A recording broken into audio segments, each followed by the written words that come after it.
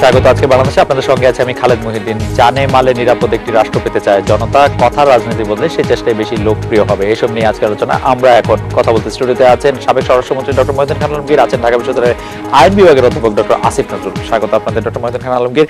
জাতীয় শোক দিবসে বেগম জিয়া এবার নিজের জন্মদিনের কেক কাটেননি, আপনি এর কোনো রাজনৈতিক তাৎপর্য দেখছেন কিনা? হ্যাঁ, রাজনৈতিক তাৎপর্য আছে। তাৎপর্য হলো এই, বেগম জিয়ার সত্যিকারের জন্মদিন কিন্তু 15ই আগস্ট নন। উনি যখন ক্ষমতায় ছিলেন তখন কতিপয় লোক তাকে বুদ্ধি দিয়েছিল যে 15ই আগস্ট যদি আপনি জন্মদিন পালন করেন তাহলে আপনার জন্মদিন পালনের উচ্ছ্বাসে আপনার জাতীয় শোক দিবসের যে ইয়ে আছে, আপনার শোক দিবস যেটা আছে সেটা ম্লান হয়ে যাবে। তো এটা কাজ করে নাই। বেগম খালেদা জিয়ার আপনার স্কুলের রেকর্ডপত্র আমি নিজে দেখেছি, তার রেকর্ডপত্র পরীক্ষা করে দেখা গেছে যে 15ই আগস্ট তার জন্মদিন নন। এখন জন্মদিন করে আসছেন, লোকজন সমালোচনায় পড়েছেন, দেশব্যাপী লোকজন এটাকে খুব একটা ভালো চোখে দেখেনি বলেই তিনি বলেছেন যে না, আমি এখন থেকে জন্মদিন করব না।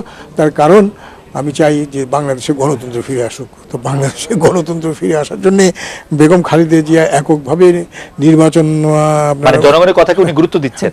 আমি বলতে পারেন জনগণের কথা এবং মনোভাবের তিনি গুরুত্ব দিয়ে মনে করছেন যে এভাবে করলে হয়তো তিনি এখান থেকে উঠে আসতে পারবেন। কিন্তু আমি মনে করি যে বদনামটা তিনি কুড়িয়েছেন এই জন্মদিন পালন করে 15ই আগস্ট, সেই বদনাম থেকে সহজে ছাড়া মানে বদনামটা থেকে যে তিনি বেরোতে চাচ্ছেন সেই ব্যবস্থাটা কি আপনি স্বাগত জানাবেন, নাকি আপনি মনে করবেন যে বদনাম কুড়ানোটাই ঠিক ছিল? আমি মনে করছি এখানে বেরোনোর তো কোনো প্রশ্ন নেই। এখানে বেরোনোর কোনো প্রশ্ন নেই। তিনি তাকে বলতে হবে যে হয় 15 তারিখ আমার 15ই আগস্ট আমার জন্মদিন, না হয় আমার 15 আগস্ট জন্মদিন না। এটা তথ্য, আপনার কাছে কি তথ্য আছে সেই তথ্যের উপর নির্ভর করে। এতে তো আপনার তার বেরিয়ে আসার প্রচেষ্টা বা অপচেষ্টা এই হিসাবে আমি অভিহিত করবো না। ডক্টর আসিফ নজরুল কি মনে করেন যে এর কোনো রাজনৈতিক তাৎপর্য রয়েছে কিনা? আমি প্রথমেই আপনাকে বলি যে আমি ডক্টর মহিউদ্দিন আলমগীরের সাথে একমত যে এই জন্মদিন পালন করাটা দেশের মানুষ ভালো চোখে দেখে নাই। কারণ সবচেয়ে বড় কারণ হচ্ছে ওনার এটা যে জন্মদিন, এটা নিয়ে যদি কোনো সন্দেহ না থাকতো, প্রথম থেকে উনি প্রধানমন্ত্রী হওয়ার আগের থেকেই যদি এই জন্মদিন থাকতো এবং ওনার জন্মদিন ক্ষেত্রে যে অন্যান্য ডেটগুলো যদি কোথাও না পাওয়া যেত, যেমন ওনার শিক্ষা সনদে অন্য ডেট পাওয়া যায়, এবং এইটা নিয়ে যদি কোনো বিতর্ক না থাকতো, তাহলে অবশ্যই ওনার জন্মদিন পালন করার অধিকার ওনার ছিল, ডেফিনেটলি ছিল। কারণ আপনার ধরেন বঙ্গবন্ধু মারা গেছেন, এই দিনটা যতই শোকের হোক, 15ই আগস্ট যদি কারো জন্মদিন হয়, সে জন্মদিন পালন করার অধিকারটা থাকবে না? এটা থাকবে। কিন্তু আপত্তিটা কোন জায়গায়, যে ওনার এটা জন্মদিন করে এটা নিয়ে মানুষের মনে প্রচন্ড সন্দেহ রয়েছে এবং সন্দেহ থাকার কারণ রয়েছে।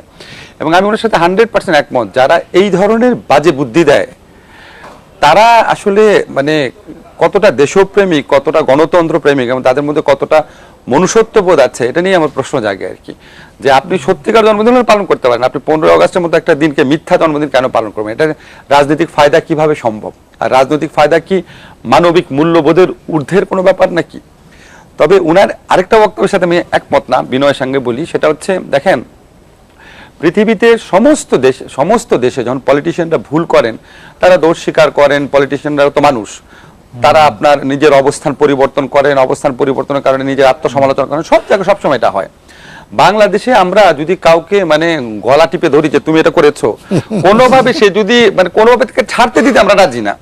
আজকে স্বাস্থ্যমন্ত্রীর একটা প্রথম আলো অনলাইনে দেখলাম, উনি বলেছেন, উনি কিছুটা তির্যক ভাবে হলেও বেগম জিয়াকে ধন্যবাদ জানিয়েছেন। আমার মতে কেউ যদি একটা খারাপ জিনিস থেকে বেরিয়ে আসতে চায়, যে কোনোভাবেই হোক, আপনি সেটাকে অ্যাপ্রিসিয়েট করেন। আপনাকে মনে রাখতে হবে উনি বাংলাদেশে অন্তত দুইবার, এখন কেউ বলবে 3 বারও, কারণ 3 বার শপথ নিয়েছেন নির্বাচিত প্রধানমন্ত্রী। উনি আপনার এরশাদ বিরোধী আন্দোলনে অন্যতম নেত্রী ছিলেন, উনি বাংলাদেশের অন্যতম বৃহৎ দলের নেত্রী। উনার পক্ষে একদম পয়েন্ট ব্ল্যাঙ্ক ক্যামেরার সামনে গিয়ে বলা যে ভাই 15 আগস্ট জন্মদিন পালন করে আমি খুবই ভুল করেছি, মাফ চাই, এটা কি সম্ভব?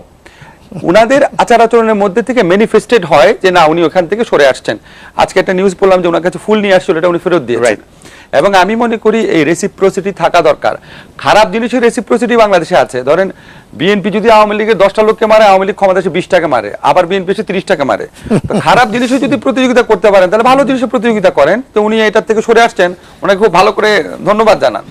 আমার মনে হয় এবং যে আমি মনে করি আরেকটা কথা বলে রাখি, উনি যদি কখনো প্রধানমন্ত্রী হন, এটার জন্য এই রীতিটা যেন উনি বজায় রাখেন। উনি যদি কখনো আবার প্রধানমন্ত্রী হন, আওয়ামী লীগের যদি আবার কখনো দুরবস্থা আসে, যদি একটা সম্ভাবনা কম, তখন যেন উনি আবার 15 আগস্ট জন্মদিন পালন করা শুরু না করেন। আমি যে কথাটা বলতে জি, চেয়েছিলাম সেই কথাটা হলো এই যে উনি ভালো করতেন যদি বলতেন যে না 15ই আগস্ট আমার জন্মদিন না, এটা সত্য, এটা তথ্য নির্ভর হতো। কিন্তু এর বাইরে আপনার রাজনৈতিক ফায়দা লুটানোর জন্য এটাকে ঘুরিয়ে ফিরিয়ে বলা, ওটা আমরা খুব একটা পছন্দ করি না। আচ্ছা, যাই হোক, তো আমি আবার একটু ডক্টর আসিফ নজরুলের কাছে আসতে চাই অন্য একটা প্রসঙ্গে, যে বঙ্গবন্ধুকে দলীয় গণ্ডিতে রাখার সমালোচনা প্রায় আমরা শুনে থাকি, কিন্তু বঙ্গবন্ধুকে স্মরণ করতে, শ্রদ্ধা জানাতে আওয়ামী লীগ ছাড়া অন্য রাজনৈতিক দলগুলো এক ধরনের কৃপণতাই করে। এর দায় আওয়ামী লীগকে কি আমরা দিতে পারবো, যে মানে আওয়ামী লীগই বঙ্গবন্ধুকে কক্ষিগত করে রাখছে, নাকি এর দায় অন্য সবগুলো দলকেই আমরা? এটা আপনার দুই ক্ষেত্রেই সত্যি। আওয়ামী লীগ তো অবশ্যই কুক্ষিগত করে রেখেছে। মানে আওয়ামী লীগ বঙ্গবন্ধুকে এমন ভাবে প্রজেক্ট করে যে মানে তাদের দলীয় সম্পত্তি তো সম্পত্তি, উনি পারিবারিক সম্পত্তি উনি, কিন্তু বঙ্গবন্ধু তো দলীয় সম্পত্তি ছিল না। বঙ্গবন্ধু তো বাংলাদেশের স্বাধীনতা আন্দোলনের জনক, বঙ্গবন্ধু তো বাংলাদেশের স্বাধীনতার জনক, উনি তো আওয়ামী লীগের ক্ষমতায় আসার জনক না। রাইট। আরেকটা ব্যাপার হচ্ছে কি, সবচেয়ে আচ্ছা আপনি শেষ করলে আমি প্রশ্নটা করি। সরি। সবচেয়ে মানে বেদনাদায়ক যে জিনিসটা দাঁড়ায়, ধরুন আমি আপনার 15ই আগস্ট উদযাপনের স্টাইলটা আপনাকে বলি। 15ই আগস্টের সময় আমি মনে করি, আমি বাংলা ভাষায় যত বক্তৃতা শুনেছি, বঙ্গবন্ধুর 7ই মার্চের ভাষণ শ্রেষ্ঠ ভাষণ, আমার কাছে মনে হয় শ্রেষ্ঠতম ভাষণ। একটা এক্সটেম্পো একটা মানুষকে এইভাবে উদ্দীপ্ত করতে পারে। কিন্তু 15ই আগস্টে আওয়ামী লীগের কিছু কিছু স্থানীয় কর্মী হোক, নেতা হোক, তারা 15ই আগস্টের ভাষণ, 15ই আগস্টে বা যে কোনো উৎসবে 7ই মার্চের বঙ্গবন্ধুর ভাষণকে এত জোরে সাউন্ড দিয়ে, এত টর্চার করে মানুষকে বাজানো শুরু করে, মধ্যরাতে, সারা রাত, সারা দিন। এই যে একটা, এটা কিন্তু একটা প্রতীকী প্রকাশ যে বঙ্গবন্ধুর ভাষণ তোমাকে শুনতেই হবে, ঘুমের সময় শুনতে হবে, সকাল শুনতে হবে, দুপুরে শুনতে হবে, রাত্রে শুনতে হবে।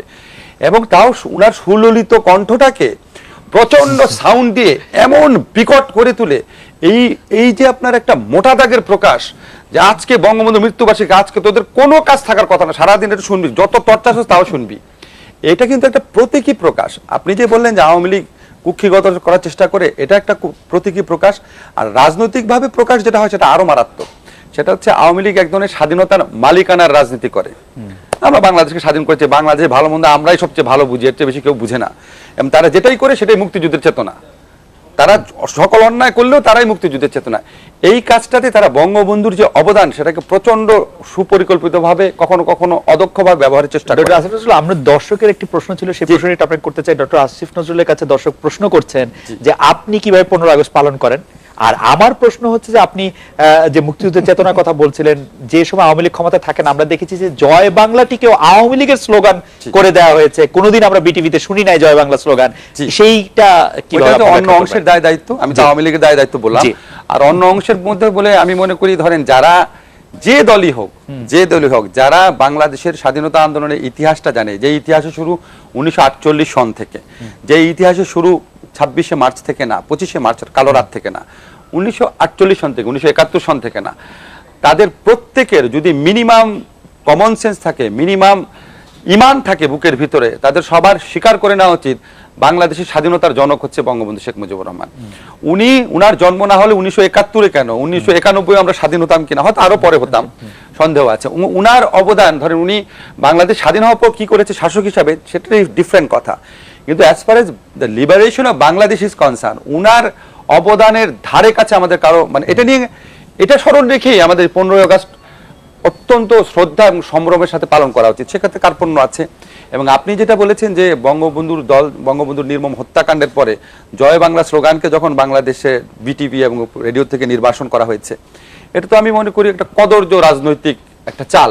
এই চালের কোনো দরকারই ছিল না। মানে সেটা সুযোগ করে দিয়েছে, যে আওয়ামী লীগকে অন্যান্য অংশগুলো দূর করে দিয়েছে। আর আপনি বললেন না যে 15 আগস্ট আমি কিভাবে পালন করি। জি দর্শক, 15 আগস্ট আমি শোকার্ত হই। 15 আগস্ট আমার মনে পড়ে, 15 আগস্ট 75 যখন হয়, তখন তো আমার 9 বছর বয়স ছিল। কিন্তু আমি আমার বাবাকে যেরকম দেখেছিলাম, উনি হঠাৎ করে এসে খুব ইয়ে করে শেখ সাহেবরে মেরে ফেলছে, এরকম হাঁটছে আর কি। ওইগুলি মনে পড়ে। আর আমি বঙ্গবন্ধু সম্পর্কে লেখাপড়ার চেষ্টা করি।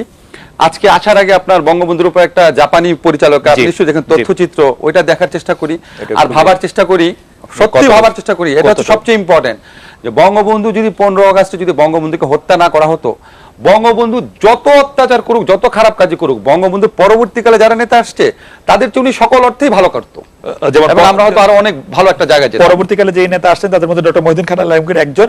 আমি এই প্রশ্ন করতে চাই যে আপনারা বঙ্গবন্ধুর আদর্শ থেকে অনেকখানি সরে গেছেন বলে আমার বিবেচনাটা কি ভুল কিনা? কারণ আপনারা বঙ্গবন্ধু যেরকম গণমানুষের নেতা ছিলেন, গণমানুষের ভাষা বুঝতে চেষ্টা করতেন, তিনি যেমন আর সব বিষয়ে সোচ্চার ছিলেন, সেরকম আপনারা নন।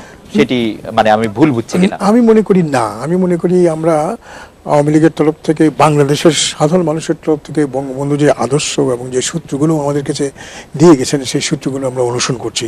যেমন ধরুন, বাংলাদেশের সংবিধানের প্রস্তাবনায় বঙ্গবন্ধু সুস্পষ্ট উল্লেখ করেছিলেন যে এই রাষ্ট্রের সৃষ্টি হয়েছে যাতে সকল মানুষ বা সাধারণ মানুষ বা সকল নাগরিক স্বাধীন সত্তায় সমৃদ্ধি অর্জন করতে পারে। এটা তো পরিবর্তন হয় নাই, এবং স্বাধীন সত্তায় সমৃদ্ধি অর্জন করতে পারে এর বিস্তারণের লক্ষ্যে তিনি 7 অনুচ্ছেদে গ্রন্থিত করে গেছেন যে এই প্রজাতন্ত্রের সকল ক্ষমতার মালিক জনগণ। আপনারা 2008 সালে যে ইশতেহার করেছিলেন আওয়ামী লীগের নির্বাচনের জন্য, সেই ইশতেহারের প্রণয়ন আপনিও একজন ছিলেন, সেখানে আপনারা বলেছেন যে মন্ত্রী এমপিরা জনসম্মুখে সকল আয় ব্যয়ের হিসাব দিবে। সেইটা আপনারা, মানে আমি মোটা দাগেও যদি বলি, সেটা কখনোই আমরা দেখি না। যদি ক্রসফায়ার বন্ধ করার ব্যাপারে প্রধানমন্ত্রী, মাননীয় প্রধানমন্ত্রী সে সময় বিরোধী দলের নেত্রী ছিলেন, সে সময় বলেছেন অনেকবার, কিন্তু আমি মনে করি এখানে আমাদের যে লক্ষ্য, সেই লক্ষ্যের কোনো ব্যত্যয় ঘটেনি এই জন্যে যে আয়করের হিসাবের কথা বলেছেন। আয়করের হিসাব ওই 2008 সালের পর থেকে নির্বাচন কমিশনে কিন্তু সকল প্রার্থীকে দিতে হয়, এবং সকল প্রার্থীকে দেওয়ার পর এটা কিন্তু আপনি আপনার কাছে নিয়ে আসতে পারেন। আজকে যে প্রত্যুত্তর আছে সে নিয়ে আপনি জানতে পারেন। কাজে এটা প্রকাশিত হয় না, এটা বলা ঠিক নয়, এটা পেতে পারেন। আপনারা বলেছিলেন প্রতি বছর দিবেন ডক্টর আলমগীর, আপনার ইশতেহারে ছিল প্রতি বছর জনসম্মুখে দিবেন। হ্যাঁ, প্রতি বছরই এটা দেওয়া হচ্ছে, এবং এটা আপনি ওখান থেকে নিয়ে নিতে পারেন ওই আপনার নির্বাচন কমিশন থেকে। আমি মনে করি এটা একটা বিরাট পদক্ষেপ, যে পদক্ষেপ মার্কিন যুক্তরাষ্ট্র নিতে পারেনি। মার্কিন যুক্তরাষ্ট্রের আপনি সম্প্রতি শুনেছেন পরশু যে হিলারি এবং ট্রাম্প মধ্যে কথা হয়েছিল যে তারা তাদের আয়কর হিসাব দিবেন। হিলারি দিতে পেরেছেন, ট্রাম্প এখন পর্যন্ত বলেছেন কিন্তু দিতে পারেননি।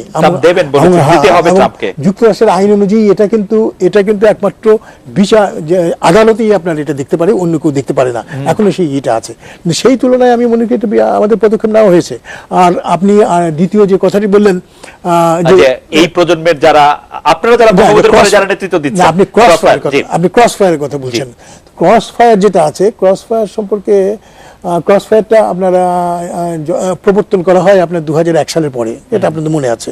পরে আপনার এই যে র্যাব কিংবা র্যাট, এটাও কিন্তু তখন সৃজন করা হয়েছিল। এখানে এর আইনগত ভিত্তি যেটা, সেটা হলো এই যে আপনারা যারা আইন শৃঙ্খলা রক্ষার দায়িত্বে আছেন তাদের উপর যদি আক্রমণ হয় তাহলে তাদের আত্মরক্ষার অধিকার আছে। শুধু তাই নয়, যদি কেউ তাদের কাছ থেকে পালিয়ে যেতে চায় তাহলে যাতে পালিয়ে না যেতে পারে সেজন্য তার বিরুদ্ধে আপনার অস্ত্র প্রয়োগ করার অধিকার কিন্তু আইনে স্বীকৃত।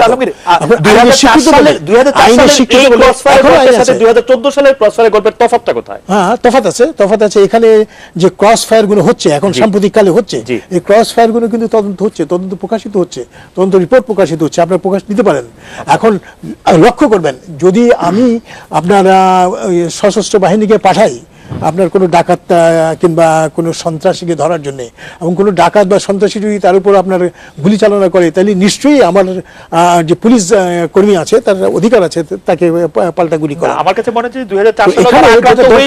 যেটা প্রয়োজন সেটা হলো যে যখনই গুলির ঘটনা ঘটবে তখন দেশের প্রচলিত আইন অনুযায়ী সেগুলো বিচার বিভাগ তদন্ত হওয়া উচিত, এবং তদন্ত হচ্ছে। এই তদন্তগুলো ভালোভাবে দেখা জনগণের দায়িত্ব, এবং আপনাদের তরফ থেকে যে প্রশ্নগুলো উঠেছে সেই প্রশ্নগুলো আমার মনে হয় আপনারা যখন স্বরাষ্ট্র মন্ত্রণালয়ের কাছে উত্থাপন করেন কিংবা বিচার বিভাগের কাছে উত্থাপন করেন, তখন সেই প্রশ্নের আরো বিস্তারিত উত্তর দেওয়া যেতে পারে। তবে আমি মনে করি দেশের প্রচলিত আইন অনুযায়ী পুলিশ কর্তৃক সকল আপনার অস্ত্র ব্যবহারের ক্ষেত্রে ব্যবহারের ক্ষেত্রে তদন্ত হতে হবে, এটা এটা এখানে কিন্তু কোনো ইয়ে নেই, তদন্ত হতে হবে সেটা আপনি বলছেন। তদন্ত আপনার তদন্তর গুণগত উৎকর্ষ সম্পর্কে প্রশ্ন হতে পারে, তো গুণগত উৎকর্ষ বাড়ানোর জন্য সংশ্লিষ্ট সকলের চেষ্টা করা উচিত। তদন্তের গুণগত উৎকর্ষ যদি মানে শুধু গল্প বলাতেই সীমাবদ্ধ থাকে তাহলে সেটি আমরা জানি না সেটি কি হবে। ডক্টর আসিফ নজরুল, না, এখানে দায়িত্ব সকলেরই, দায়িত্ব সংশ্লিষ্ট সকলেরই। বিচার বিভাগে যে তদন্ত ম্যাজিস্ট্রেট যেটা করছেন তারও যেমন দায়িত্ব আছে, জনসাধারণের তরফ থেকে সে দায়িত্ব আছে যে সাক্ষী প্রমাণ দেওয়া কিংবা তদন্ত প্রতিবেদন যখন বেরোয় তখন প্রতিবেদন আমি জনসাধারণের দায়িত্বটি ঠিক বুঝছি না। আমি জনসাধারণ হিসেবে একটা ক্রস ফায়ার ঠেকাতে কি দায়িত্ব পালন করতে পারি সেটা আমি আসলে ভেবেও দেখতে চাই। আমি ডক্টর আসিফ নজরুল আপনার কাছে আসবো বিরতির পরে। আপনি যদি এই বিষয়ে কোনো কিছু না বলেন তাহলে আমরা একটা প্রশ্ন আপনার কাছে করে রাখতে চাই যে বিরতির পর যে গতকাল প্রধান বিচারপতি এস কে সিনহা যে বললেন রক্তচক্ষু উপেক্ষা করে আদালত বঙ্গবন্ধু হত্যা মামলার রায় দিয়েছিল, তার এই বক্তব্য থেকে আসলে আপনি কি বার্তা পেলেন? আমরা আসলে এটি আপনার কাছে একটু জানতে চাইবো। আর ক্রস ফায়ার সম্পর্কে যদি আপনার কোনো কিছু বলার থাকে আমরা একটা বিরতি নিয়ে ফিরছি আপনার কাছে।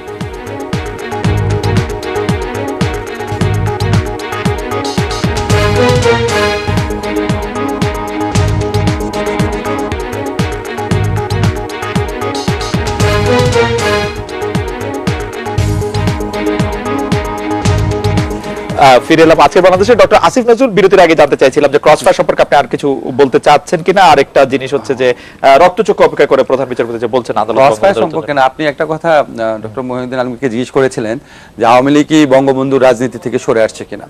আমার কাছে একটা জিনিস মনে হয়, ধরেন বঙ্গবন্ধুর রাজনীতি বলতে যদি আমরা বঙ্গবন্ধু বাংলাদেশ স্বাধীন হওয়ার আগে উনি তো এককভাবে সবকিছু ডিসাইড করতেন, অনেক কিছু, অনেকের পরামর্শ নিয়ে উনি যেসব ভাষণ দিতেন, বাংলাদেশের সংবিধান রচনা করার সময় যেই জিনিসগুলো সংবিধানে রিফ্লেক্টেড হয়েছিল, আমাদের স্বাধীনতার ঘোষণাপত্রে যেসব জিনিস ছিল, সেখান থেকে অবশ্যই আওয়ামী লীগ সরে এসেছে।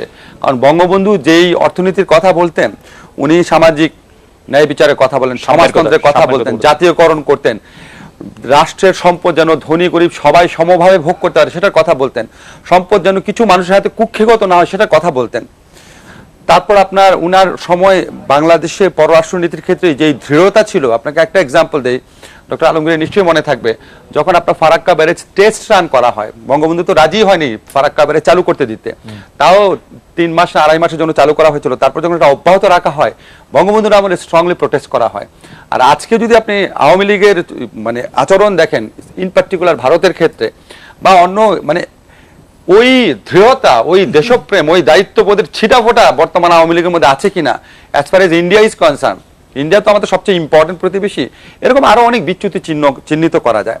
আর আপনি প্রধান বিচারপতি যে কথাটা বলেছেন, আমি আসলে ঠিক অবগত না ওখানে রক্তচক্ষু কতটুকু ছিল, বাট আমরা যেটুকু জানি বঙ্গবন্ধুর হত্যার যে বিচারটা হয়, এটা বাংলাদেশের বিচারিক ইতিহাসে একটা অনন্য ঘটনা, যে একজন মানে বঙ্গবন্ধুর কন্যা ক্ষমতায় আছেন 2 বার, কিন্তু কোনো স্পেশাল ট্রাইব্যুনাল গঠন করা হয়নি। এখন দেখেন আপনার কোনো সামান্য হত্যাকাণ্ডের ক্ষেত্রে আমরা মাঝে মাঝে স্পেশাল ট্রাইব্যুনাল গঠন করি, কিন্তু বঙ্গবন্ধুর মতো আমাদের স্বাধীনতার জনকের হত্যাকাণ্ডের ঘটনাতেও বর্তমান প্রধানমন্ত্রী শেখ হাসিনা ক্ষমতায় থাকার পরও স্পেশাল ট্রাইব্যুনাল করেন নাই, নর্মাল আদালতে এটা বিচার করতে দিয়েছেন, কোনো রকম ইন্টারফেয়ার করেন নাই। এবং আমি নিশ্চিতভাবে আপনাকে বলতে পারি আইনের ছাত্র হিসাবে, অন্তত বঙ্গবন্ধুর হত্যাকাণ্ডের বিচার নিয়ে, এটার মান নিয়ে, গ্রহণযোগ্যতা নিয়ে এই জাতির মধ্যে কখনো কোনো প্রশ্ন উত্থাপিত হয়নি। আমি নিজে মনে করি এটা নিয়ে কোনো প্রশ্ন উত্থাপনের স্কোপ নাই। এবং এই দুইটা ঘটনায় যে বিচারিক আদালতে বিচার এবং উচ্চতর আদালতে বিচার, আপিলের শুনানি, দুইটাই হয়েছে আওয়ামী লীগের 2 আমলে। কাজে এখানে আদৌ সেরকম রক্তচক্ষু ছিল কিনা আমার জানা নাই, ভেতরে কিছু আছে আমি জানি না, কিন্তু আমি মনে করি এই বিচারটা একটা বাংলাদেশের ইতিহাসে অনন্য ঘটনা। এই বিচারের মান বহু ক্ষেত্রে আমরা রাখতে পারি নাই। বঙ্গবন্ধুর চেয়ে অনেক নিম্নতর এবং অনেক সাধারণ মানে লোকের হত্যাকাণ্ডের বা সাধারণ লোকের ভোগান্তির ঘটনার বিচারের সময় আমরা এই মানটা রাখতে পারি না, যেটা বঙ্গবন্ধু হত্যাকাণ্ডের বিচারের সময় রাখা গেছে। আমি ডক্টর মহিউদ্দিন খান আলমগীরের কাছে জানতে চাইবো যে ভারতের সাথে যে আমাদের কূটনৈতিক সম্পর্ক, সেইখানে আমরা যেটি ডক্টর আসিফ নজরুল কিছুটা ইঙ্গিত দিলেন, এছাড়া তার লেখায় আমি অনেকবার দেখেছি যে আমরা কিছুটা নতজানু ভূমিকাই পালন করছি কিনা। আমি যদি ট্রানজিটের কথা বলি, যে ট্যারিফের কথা আমরা শুনেছিলাম তার থেকে আসলে ভগ্নাংশ নেওয়া হচ্ছে, আমরা অন্যান্য কূটনৈতিক ক্ষেত্র নিদারুণ ব্যর্থতার পরিচয় দিচ্ছি কিনা দৃঢ়তার বদলে। আমি মনে করি না, সাম্প্রতিক কালের পৃথিবীব্যাপী আপনার যে প্রবণতা আছে বাণিজ্যের ক্ষেত্রে, সেটা যদি আমরা বিশ্লেষণ করি তাহলে দেখব যে সকল ক্ষেত্রে আপনার বহুজাতিক বাণিজ্য প্রসারণের জন্য চেষ্টা হচ্ছে। ইউরোপিয়ান ইউনিয়নের কথা চিন্তা করুন, ইউরোপিয়ান ইউনিয়ন কোত্থেকে, সেই steel and coal and steel community থেকে এসে আপনার ইউরোপিয়ান ইউনিয়নে উন্নীত হয়েছে। কিংবা নাফটার কথা চিন্তা করুন, north American free trade association. তো এই যে মুক্ত বাণিজ্য, এই মুক্ত বাণিজ্যের মাধ্যমে যে পৃথিবীর উৎপাদনশীলতা বাড়ানো যায়, এই সূত্র গ্রহণ করে সকল দেশের তরফ থেকে দ্বিপাক্ষিকভাবে এবং বহুভাবে সহযোগিতা বৃদ্ধির পরিবেশ সৃষ্টি হয়েছে, করা হয়েছে। এবং সেই অনুযায়ী ভারতের সাথেও আমাদের বাণিজ্য বাড়ানোর যে আপনারা যে কার্যক্রম আমরা গ্রহণ করেছি যুগপৎভাবে, সেই কার্যক্রম আমি মনে করি আপনার অর্থনৈতিক উন্নয়নের তত্ত্ব অনুযায়ী বা আন্তর্জাতিক বাণিজ্যের তত্ত্ব অনুযায়ী এখানে তো আপনার হার জিতের কোনো প্রশ্ন নাই। এখানে আপনার ধরুন লক্ষ্য করুন, আপনার যে আপনার ভারতের যে 8টি অঙ্গ রয়েছে আমাদের উত্তর এবং পূর্বাঞ্চলের দিকে, এদের সাথে আমাদের বাণিজ্য না বাড়ানোর তো কোনো যুক্তিকতা আমরা দেখি না। বাণিজ্য বাড়ালে তাদের লাভ এবং তার চেয়ে বেশি আমাদের লাভ বলে আমি মনে করি। আমি অর্থনীতির ছাত্র, আমি মনে করি আমাদের লাভ, এবং সেই সূত্রে আমরা যে পদক্ষেপগুলো নিয়েছি সেই পদক্ষেপগুলো আমি মনে করি বহু আগেই নেওয়া প্রয়োজন ছিল। ডক্টর মহিউদ্দিন খান আলমগীর, আমি শুধু একটা বিষয় আপনার দৃষ্টি আকর্ষণ করতে চাই। সম্প্রতি ওয়ার্ল্ড ব্যাংক বাংলাদেশকে $120 মিলিয়ন ঋণ সাহায্য দিবে বলছে, একটি প্রজেক্ট, সেটা হচ্ছে বাংলাদেশ, ভুটান, ইন্ডিয়া এবং নেপাল। তো সেই প্রজেক্টের দিকে দৃষ্টি দিতে গিয়ে আপনার নিশ্চয়ই মনে থাকবে 2013 সালে আমরা যে কুনমিং ডিক্লারেশন করেছিলাম, সেখানে আমাদের যে বাংলাদেশ, চায়না, ইন্ডিয়া, মায়ানমার যে প্যাক্টটি হওয়ার কথা ছিল, সেই প্যাক্টটি থেকে আমরা সরে এসেছি অনেকখানি, এবং বাংলাদেশ, ভুটান, ইন্ডিয়া, নেপালের সাথে সেটি করার ব্যাপারে আমরা গুরুত্ব বেশি দিচ্ছি। কিন্তু সাদা চোখেই তো বোঝা যায় যে বাংলাদেশ, চায়না, ইন্ডিয়া, মায়ানমারটি অনেক বেশি যৌক্তিক এবং কার্যকর বাণিজ্য সুবিধা আমাদের দিতে পারতো। কেউ কেউ বলছে যে এটা ভারতের চাপে হতে পারে। আমি মনে করি না, এখন ভুটান, নেপাল এবং বাংলাদেশ এবং ভারত, আমাদের এদেশ বাণিজ্য বাড়ার অর্থ এই নয় যে কুমিংয়ে আমরা যে ঘোষণা করেছিলাম কিংবা ওই ঘোষণার সূত্র অনুসারে আমরা চীনের সাথে যে বাণিজ্য প্রসারের কথা বলছিলাম সেখান থেকে আমরা দূরে সরে এসেছি। আমাদের মনে রাখতে হবে বাংলাদেশের এখন সর্ববৃহৎ বাণিজ্যের অংশীদার কিন্তু চীন। বলতে পারবে না। ডক্টর আসিফ নজরুল এই প্রসঙ্গে কোনো কিছু বলবেন? যে সেটি প্রফেসর মাইনুল ইসলাম বলছিলেন চিটাগং থেকে যে বিসিআইএম এর প্রতি যে আমাদের গুরুত্বহীনতা, সেটি অনেকটা ভারতের। আমি আপনার প্রথম প্রসঙ্গটা ফিরে যাই। আপনি ডক্টর মহিউদ্দিন খান আলমগীর অত্যন্ত, মানে কি বলবো, অত্যন্ত পড়াশোনা করা একজন মানুষ, বাট রাজনীতির কারণে হয়তো অনেক কিছু উনি মানে ওইভাবে বলতে চান না। কিন্তু আমি আপনাকে বলি, আচ্ছা আপনার সামনে আমি কয়েকটা জিনিস বলি, আপনার প্রতি শ্রদ্ধাবোধ রেখেই বলি। আপনি যে ইউরোপের উদাহরণ টানলেন ট্রানজিটের জন্য, ঠিক আছে, পৃথিবীর কোনো দেশে একটা দেশের ন্যাশনাল কোর কমিটি বলেছে 1086 টাকা ট্রানজিট ফি দিতে হবে। সেটাই নিরপেক্ষ বিশেষজ্ঞ যারা আছে, ঢাকা বিশ্ববিদ্যালয়ের শিক্ষক যারা আছে, তারা বলছে এটা খুবই কম। সেখানে 186 না 87 টাকা। আমাদের কোর কমিটি বলছে 1000 সামথিং, আর আমরা রাজি হয়ে গেলাম 100 সামথিং এ। 1 নাম্বার। 2 নাম্বার হচ্ছে পৃথিবীর কোনো দেশ, আপনাকে আমি ধরেন আপনি বেয়াদবি হিসাবে নিয়েন না, চ্যালেঞ্জ করলাম, পৃথিবীর কোনো দেশ অন্য দেশকে তার নিজের দেশের নদীর ভিতরে রাস্তা বানিয়ে ট্রানজিট করতে দিয়েছে, যেটা আমরা করতে দিয়েছিলাম?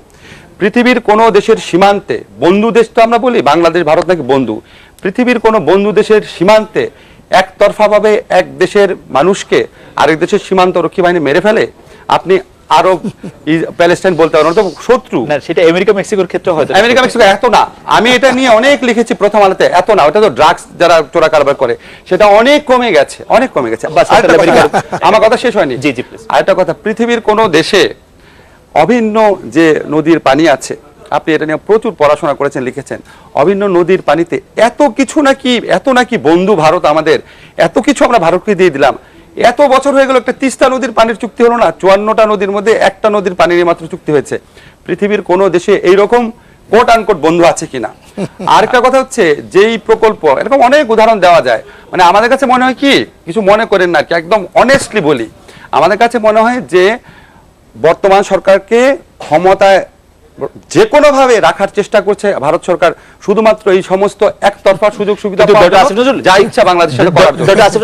একটু আমি জানতে চাই যে আপনার সব প্রশ্ন উত্তর নিশ্চয়ই দিবেন, কিন্তু মানে বাংলাদেশে যদি বিএনপি সরকার ক্ষমতায় থাকে তখনও তো আমরা দেখেছি যে বাংলাদেশ থেকে গ্যাস বিক্রি করার জন্য বিএনপি সরকার কি পরিমাণ উদ্গ্রীব হয়ে উঠছিল। সরকার যেই থাকুক ভারতের এত চিন্তিত বা উৎফুল্ল হওয়ার তা তো আপনি অবশ্যই বলতে পারেন, কিন্তু 2001 সালে আপনি যদি কম্পারেটিভ তখন যদি বিবিএনের গ্যাস দিয়ে দেওয়া হতো, আপনি যদি তখন যদি বিবিএনের গ্যাস দিয়ে দেওয়া হতো অবশ্যই আমরা বলতাম। এবং আমি মনে করি আজকে বাংলাদেশের রাজনীতি এমন জায়গায় চলে গেছে, বিএনপিও যদি ভারতের ধরেন পদলেহন করার সুযোগ পায় পদলেহন করবে, কিন্তু তার জন্য কি আমরা বিএনপি সমালোচনা করবো না? রাইট। আরেকটা কথা, বিএনপি সঙ্গে ট্রানজিট দিয়ে দেওয়া হয়েছিল, বিএনপি সঙ্গে রামপাল চুক্তি করা হয়েছিল। বিএনপি, আমি বললাম তো আপনাকে, বিএনপি যদি সুযোগ পায় ক্ষমতা আসার জন্য ভারতে তারা বদলান করতে রাজি হবে। কিন্তু আপনি যদি কম্পারেটিভ পারফরমেন্স অতীতের দেখেন, বিএনপি যতটা ভারতের জন্য খুলে দিয়েছিল তার চেয়ে অনেক বেশি বর্তমান আওয়ামী লীগ সরকার দিচ্ছে। আপনি মনে করছেন রামপাল চুক্তিটাও ভারতকে তুষ্ট করার জন্য করা হচ্ছে? যাই হোক, ডক্টর আলমগীর অনেকগুলি নোট নিয়েছেন। আমরা একটা বিরতি নিয়ে এসে ডক্টর আসিফ নজরুলের প্রশ্নগুলির থেকে আপনার কাছে একটু জবাব চাইবো। আমরা ফিরছি আপনার কাছে।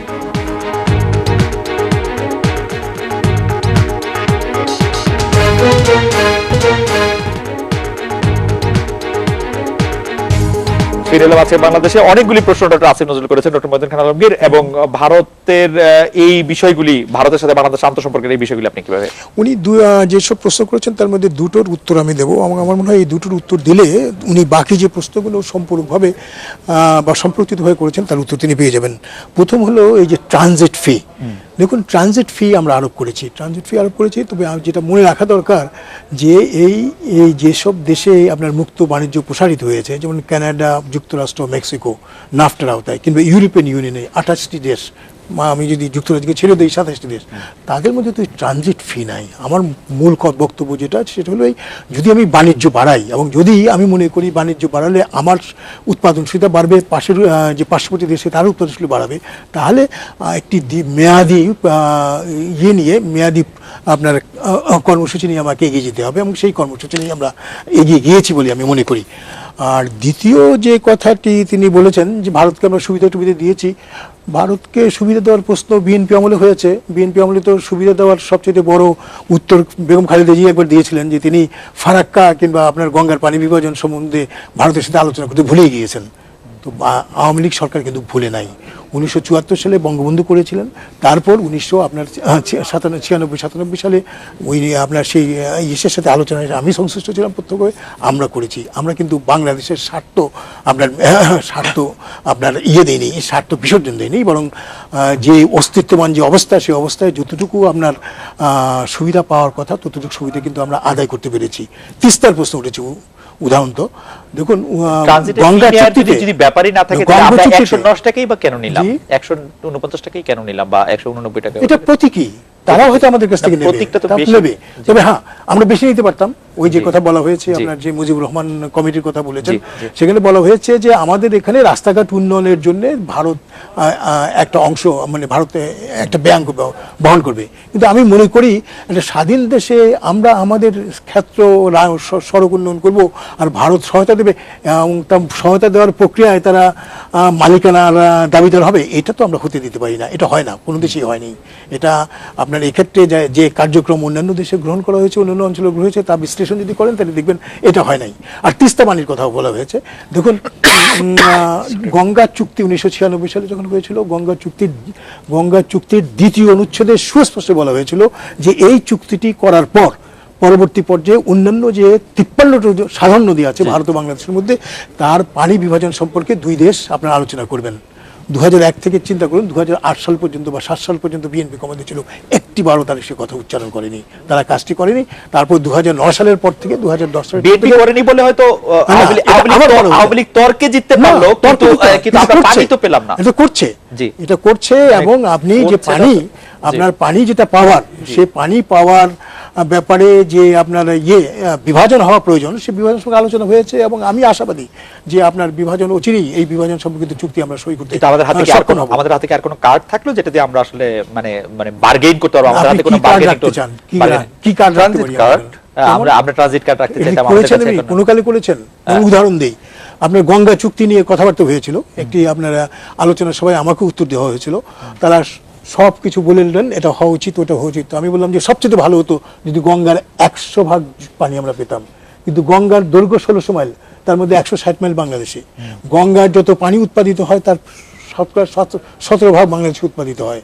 তো এটা এগুলো তো দেখতে হবে, চট করে তো আর বললেই হবে না আমি আমি সব খালেদ, পেয়ে যাবো। আমি একটা এটা কথা হয় বলি, না। আমি তো আন্তর্জাতিক নদী আইনে পিএইচডি করেছি, একটু বিনয়ের সাথে বলি উনাকে।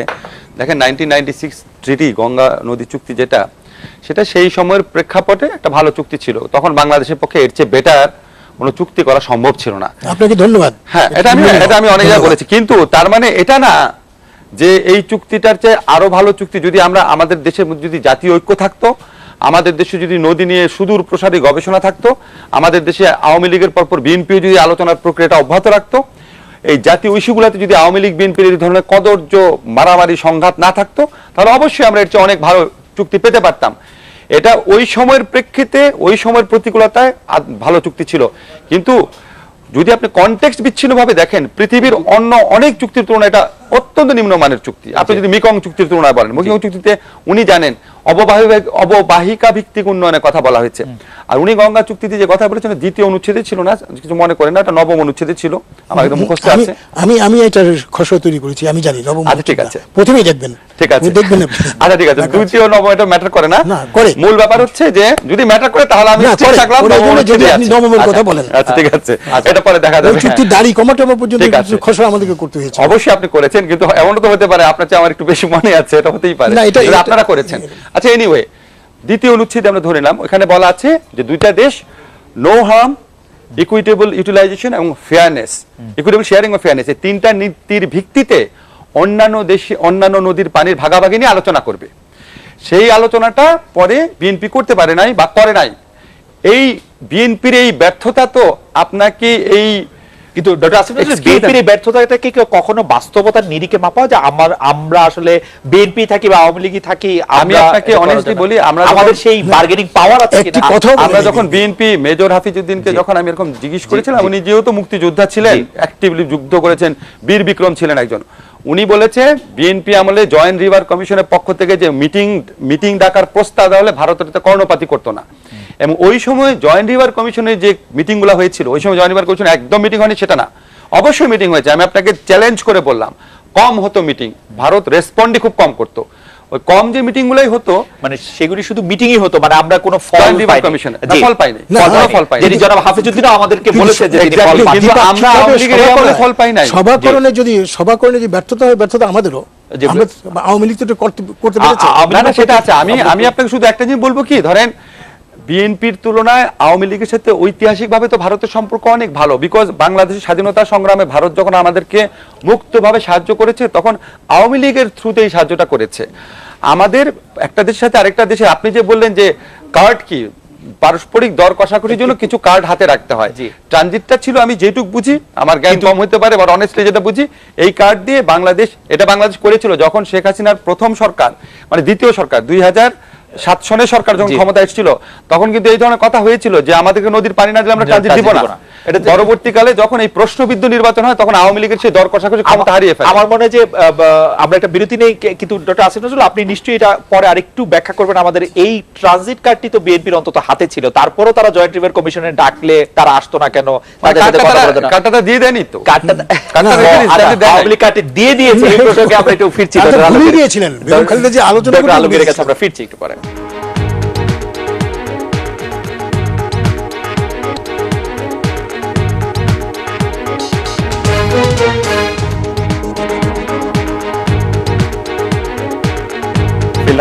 ডক্টর মহিউদ্দিন খান আলমগীর, ডক্টর আসিফ নজরুল যে প্রশ্নগুলি তুলেছেন তার মোটামুটি সবগুলি আপনি জবাব দিয়েছেন। শুধু উনি বলছিলেন যে বিএনপি কোনো কিছু না করলেও কার্ডটি রেখে দিয়েছিল, কার্ডটি দিয়ে দেয় না। আওয়ামী লীগের গভর্নমেন্টের সাথে একটু পার্থক্য তিনি করতে পেরেছেন, আওয়ামী লীগ কার্ডটি দিয়ে দিয়েছে।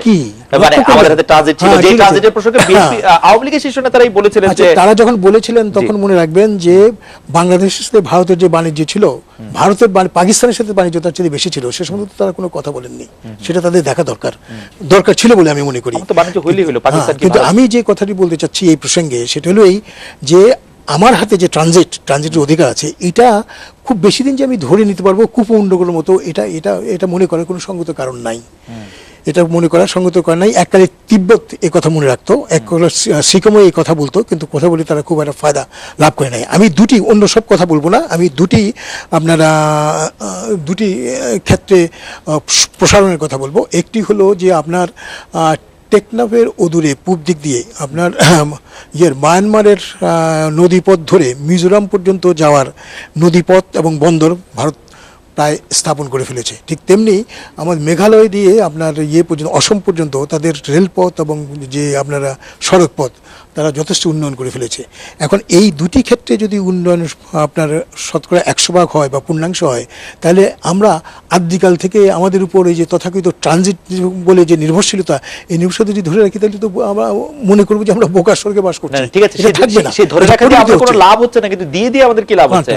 মানে ইন্ডিয়ার মতো করে তাদের যে জায়গায় যাওয়ার পথ করছে, আমি আমার বাণিজ্য প্রসারিত করছি, আমিও লাভ করছি। বাণিজ্য প্রসারিত করছি কিরকম? মানে এটা কি ওরকম কোনো, মানে আপনার কাছে তো সকল বিষয়ে একটু তথ্য থাকে যে আমরা এই সুবিধা দেওয়ার পরে আমাদের ভারতের সাথে রপ্তানি বাণিজ্য বেড়েছে, এরকম কোনো সিগনিফিকেন্ট বাড়ার সুযোগ হয়েছে। আপনি লক্ষ্য করবেন আগরতলায় আমরা ইট পর্যন্ত, বাংলাদেশের ইট পর্যন্ত রপ্তানি করছি। এটার সাথে কি ট্রানজিটের সম্পর্ক আছে? হ্যাঁ, ট্রানজিটের সম্পর্ক আছে। আছে, নিশ্চয়ই আছে। আগরতলা যাচ্ছে না আমাদের এখান দিয়ে?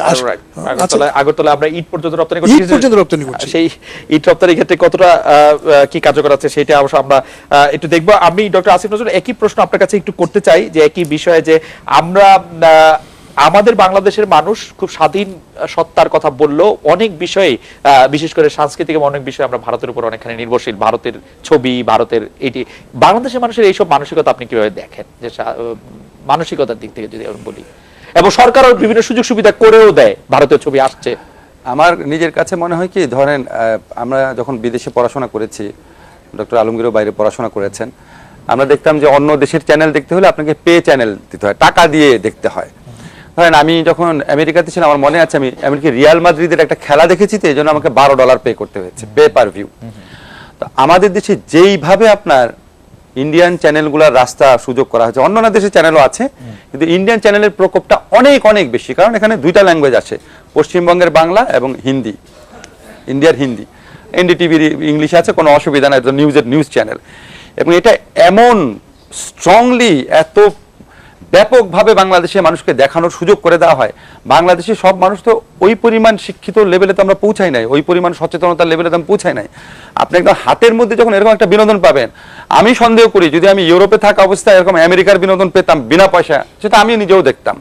এখন হয়তো আমাদের ওই হলিউডের মুভি, ইংলিশ প্রিমিয়ার লিগ, এইসবের প্রতি আসক্তির কারণে আমরা অভিভূত হই না হিন্দি দেখে বা পশ্চিমবঙ্গের চ্যানেল দেখে, কিন্তু আমার কথা হচ্ছে এই সুযোগটা আমরা করে দিয়েছি।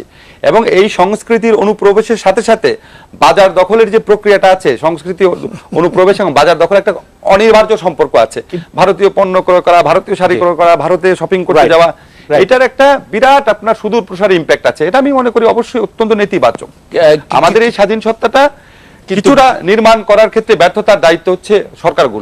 কিন্তু doctor Asif Nazrul, pay per ভিউর কথা আপনি আমেরিকাতে বলেছিলেন। আমেরিকাতে তাদের নিজেদের বাস্কেটবল খেলা বা মুষ্টিযুদ্ধ খেলা দেখলে তার চেয়ে বেশি টাকা দিয়ে হয়তো আপনার দেখতে হতো, সেটা বিদেশি চ্যানেলের সাথে সেটা সম্পর্কিত না। পে পার ভিউ তাদের সবকিছুর উপরে আরোপিত হয়। সেটা বলছি, ওইখানে বিনা পয়সায় আপনি অন্য দেশের এরকম হাজার হাজার চ্যানেল দেখতে পারেন না, আপনি টাকা দিয়ে দেখতে পারেন। যদি বাংলাদেশের মানুষকে টাকা দিয়ে দেখতে হতো তাহলে এই আলোচনা একটি বিষয় কিন্তু আমরা অবজ্ঞা করছি।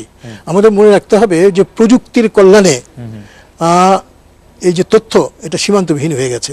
এটা আমি আর আপনি ইচ্ছে করলে আমি নিয়ন্ত্রণ করতে পারি না। কিন্তু আপনি সিএনএন নিয়ন্ত্রণ করবেন, বিবিসি নিয়ন্ত্রণ করবেন না, আমরা নিয়ন্ত্রণ করতে পারি না। কিন্তু আমরা যতটা পারি, আমরা যতটা পারি খুলে দিচ্ছি, সেটা না, খুলে দিচ্ছি না, এটা মানে যতটা পারি সাহায্য করছি।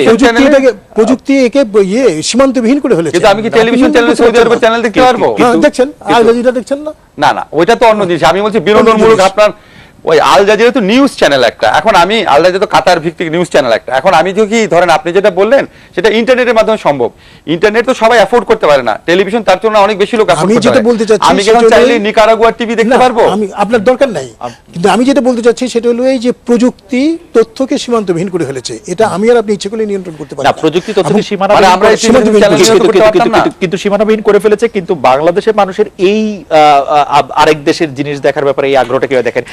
আসিফ ভাই ইংল্যান্ডের কথা বলছিলেন, ইংল্যান্ডে কিন্তু তাদের নিজস্ব সোপই দেখে, আমেরিকার সোপ থেকে তো ইংল্যান্ডের সোপ। এটা সাংস্কৃতিক প্রবণতা, এটা সাংস্কৃতিক প্রবণতা, এটার উপর তো আমি আর আপনি নিয়ন্ত্রণ করতে পারি না। এমন তো নয় যে বিএনপি আমলে তারা দেখতো না, এমন তো, এটা তো মানে দেখতে কমই, এটা সাংস্কৃতিক সম্পর্ক আছে। আমি আপনাকে বলি, একই উপমহাদেশের আমরা বাসিন্দা, সেই অনুযায়ী এটা সাংস্কৃতিক সম্পর্ক আছে। সেই সম্পর্কটা আমি আর আপনি ইচ্ছে করলে অস্বীকার করতে পারবো না। সুলতান সুলেমান দেখানো হচ্ছে বাংলা ডাবিং করে, সবাই তো পাগল হয়ে সুলতান সুলেমান দেখে। রাইট। এখন আমি যেটা বিশ্বাস করি, আপনি যদি মিশরের সব চ্যানেলও বাংলাদেশে ওপেন করে দেন এবং ল্যাঙ্গুয়েজটা যদি বাংলায় ডাবিং করে দেন, সবাই মিশরের চ্যানেল দেখা অভ্যস্ত হয়ে যাবে। Right. এই সমস্ত ব্যাপারে আমাদের যদি এতই সমস্ত কিছু উন্মুক্ত থাকতো, তাহলে পশ্চিমবঙ্গে আমাদের সমস্ত চ্যানেল উন্মুক্ত হয় দেখা যায় না কেন? পশ্চিমবঙ্গের বইমেলায় আমাদের সমস্ত বই উন্মুক্ত হয় পাওয়া যায় না কেন? ভারতের অন্য রাজ্যে পাওয়া যায় না কেন? আপনি কি কেরালায় বসে ইন্ডিপেন্ডেন্ট টিভি দেখতে পারবেন? ইন্টারনেটে পারবেন, টিভিতে পারবেন। Right. আপনি কি ছত্তিশগড়ে বসে চ্যানেল আয়ের কোনো প্রোগ্রাম দেখতে পারবেন? তো যদি সবকিছুই উন্মুক্ত হয়ে যায়, সবকিছুর মধ্যে ভালো দিক থাকে, তো তারা এটা করে না কেন যেটা আমরা করি? এটা না, চাহিদা থাকলে এবং প্রযুক্তিগত আপনার যে ক্যারেজ ফি উপকরণ অবশ্য থাকলে এটা হবে। ভারতীয় চ্যানেলগুলো অবশ্য ভারতীয় ক্যারেজ ফি দিতে হয়। আমরা ডক্টর আসিফ নজরুল, ডক্টর মহিউদ্দিন আলমগীর, আপনাদের অনেক ধন্যবাদ দিতে চাই। এই ছিল আজকের বাংলাদেশে, দেখা হচ্ছে আগামীকাল এই সময়। শুভরাত্রি।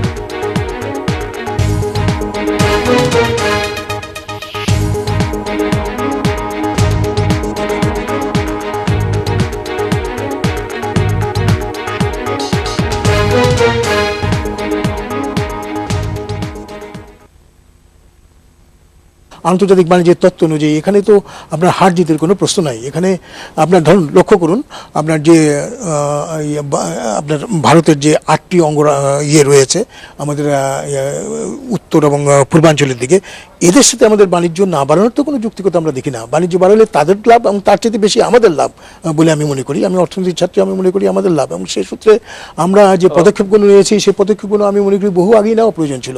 ডক্টর মহিউদ্দিন আলমগীর, আমি শুধু একটা বিষয় আপনার দৃষ্টি আকর্ষণ করতে চাই। সম্প্রতি ওয়ার্ল্ড ব্যাংক বাংলাদেশকে $120 মিলিয়ন ঋণ সাহায্য দিবে বলছে, একটি প্রজেক্ট, সেটা হচ্ছে বাংলাদেশ, ভুটান, ইন্ডিয়া এবং নেপাল।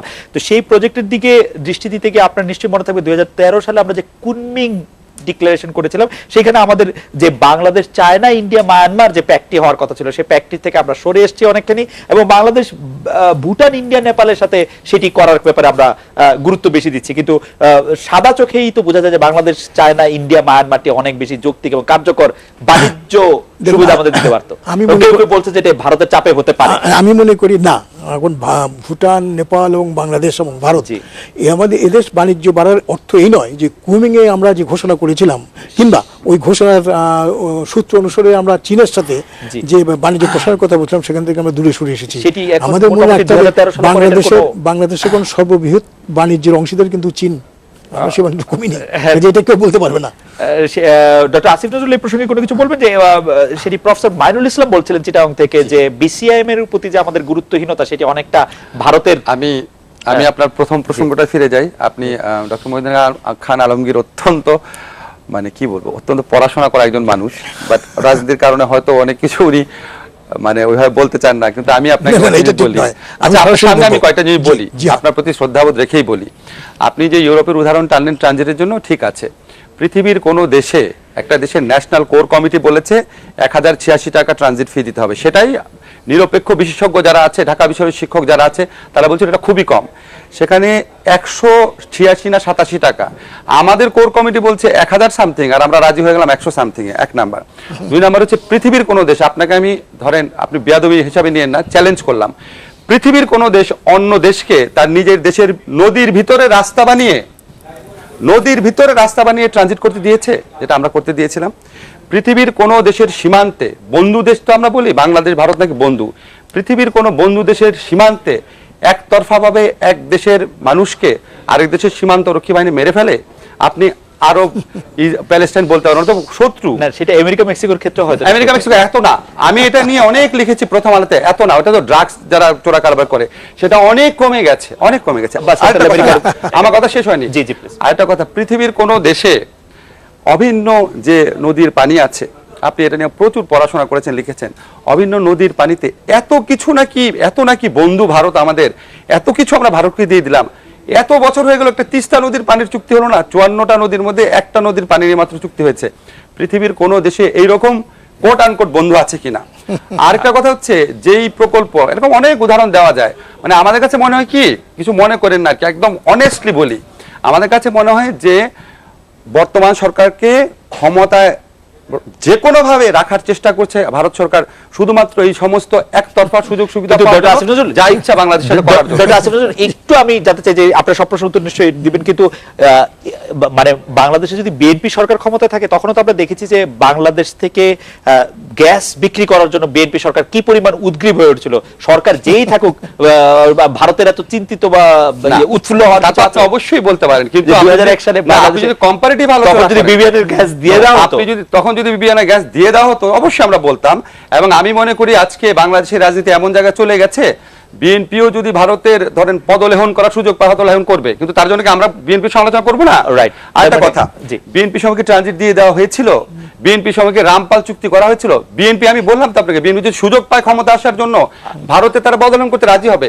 কিন্তু আপনি যদি কম্পারেটিভ পারফরমেন্স অতীতের দেখেন, বিএনপি যতটা ভারতের জন্য খুলে দিয়েছিল তার চেয়ে অনেক বেশি বর্তমান আওয়ামী লীগ সরকার দিয়েছে। আপনি মনে করছেন রামপাল চুক্তিটাও ভারতকে তুষ্ট করার জন্য করা হচ্ছে? যাই হোক, ডক্টর আলমগীর অনেকগুলি নোট নিয়েছেন। আমরা একটা বিরতি নিয়ে এসে ডক্টর আসিফ নজরুলের প্রশ্নগুলির থেকে আপনার কাছে একটু জবাব চাইবো। আমরা ফিরছি আপনার কাছে।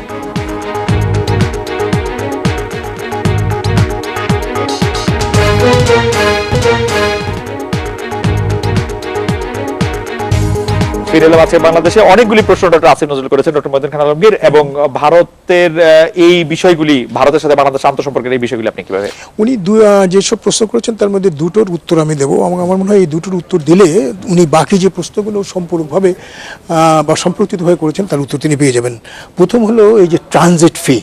দেখুন, ট্রানজিট ফি আমরা আরোপ করেছি, তবে যেটা মনে রাখা দরকার যে এই যেসব দেশে আপনার মুক্ত বাণিজ্য প্রসারিত হয়েছে, যেমন কানাডা, যুক্তরাষ্ট্র, মেক্সিকো নাফটার আওতায়, কিংবা ইউরোপিয়ান ইউনিয়নে 28টি দেশ, আমি যদি যুক্তরাজ্যকে ছেড়ে দিই 27টি দেশ, তাদের মধ্যে তো ট্রানজিট ফি নাই। আমার মূল বক্তব্য যেটা আছে সেটা হলো যদি আমি বাণিজ্য বাড়াই, এবং যদি আমি মনে করি বাণিজ্য বাড়ালে আমার উৎপাদনশীলতা বাড়বে, পাশের যে পার্শ্ববর্তী দেশে তার উৎপাদনশীল বাড়াবে, তাহলে একটি মেয়াদি মেয়াদি আপনার কর্মসূচি নিয়ে আমাকে এগিয়ে যেতে হবে, এবং সেই কর্মসূচি নিয়ে আমরা এগিয়ে গিয়েছি বলে আমি মনে করি। আর দ্বিতীয় যে কথাটি তিনি বলেছেন যে ভারতকে আমরা সুবিধা দিয়েছি, ভারতকে সুবিধা দেওয়ার প্রশ্ন বিএনপি আমলে হয়েছে। বিএনপি আমলে তো সুবিধা দেওয়ার সবচেয়ে বড় উত্তর বেগম খালেদা জিয়া একবার দিয়েছিলেন, যে তিনি ফারাক্কা কিংবা আপনার গঙ্গার পানি বিভাজন সম্বন্ধে ভারতের সাথে আলোচনা করতে ভুলেই গিয়েছেন। তো আওয়ামী লীগ সরকার কিন্তু ভুলে নাই। 1974 সালে বঙ্গবন্ধু করেছিলেন, তারপর 1996-97 সালে ওই আপনার সেই ইসের সাথে আলোচনায় আমি সংশ্লিষ্ট ছিলাম প্রত্যক্ষভাবে, আমরা করেছি। আমরা কিন্তু বাংলাদেশের স্বার্থ আপনার দেয়নি, স্বার্থ বিসর্জন দেয়নি, বরং যে অস্তিত্ববান যে অবস্থা, সেই অবস্থায় যতটুকু আপনার সুবিধা পাওয়ার কথা ততটুকু সুবিধা কিন্তু আমরা আদায় করতে পেরেছি। তিস্তার প্রশ্ন উঠেছে উদাহরণ, তো দেখুন গঙ্গা চুক্তিতে যদি ব্যাপারই না থাকে তাহলে আমরা 110 টাকাই বা কেন নিলাম, 149 টাকাই কেন নিলাম, বা 189 টাকা? এটা প্রতীকী, তারা হয়তো আমাদের কাছ থেকে নেবে, তবে হ্যাঁ আমরা বেশি নিতে পারতাম। ওই যে কথা বলা হয়েছে আপনার যে মুজিবুর রহমান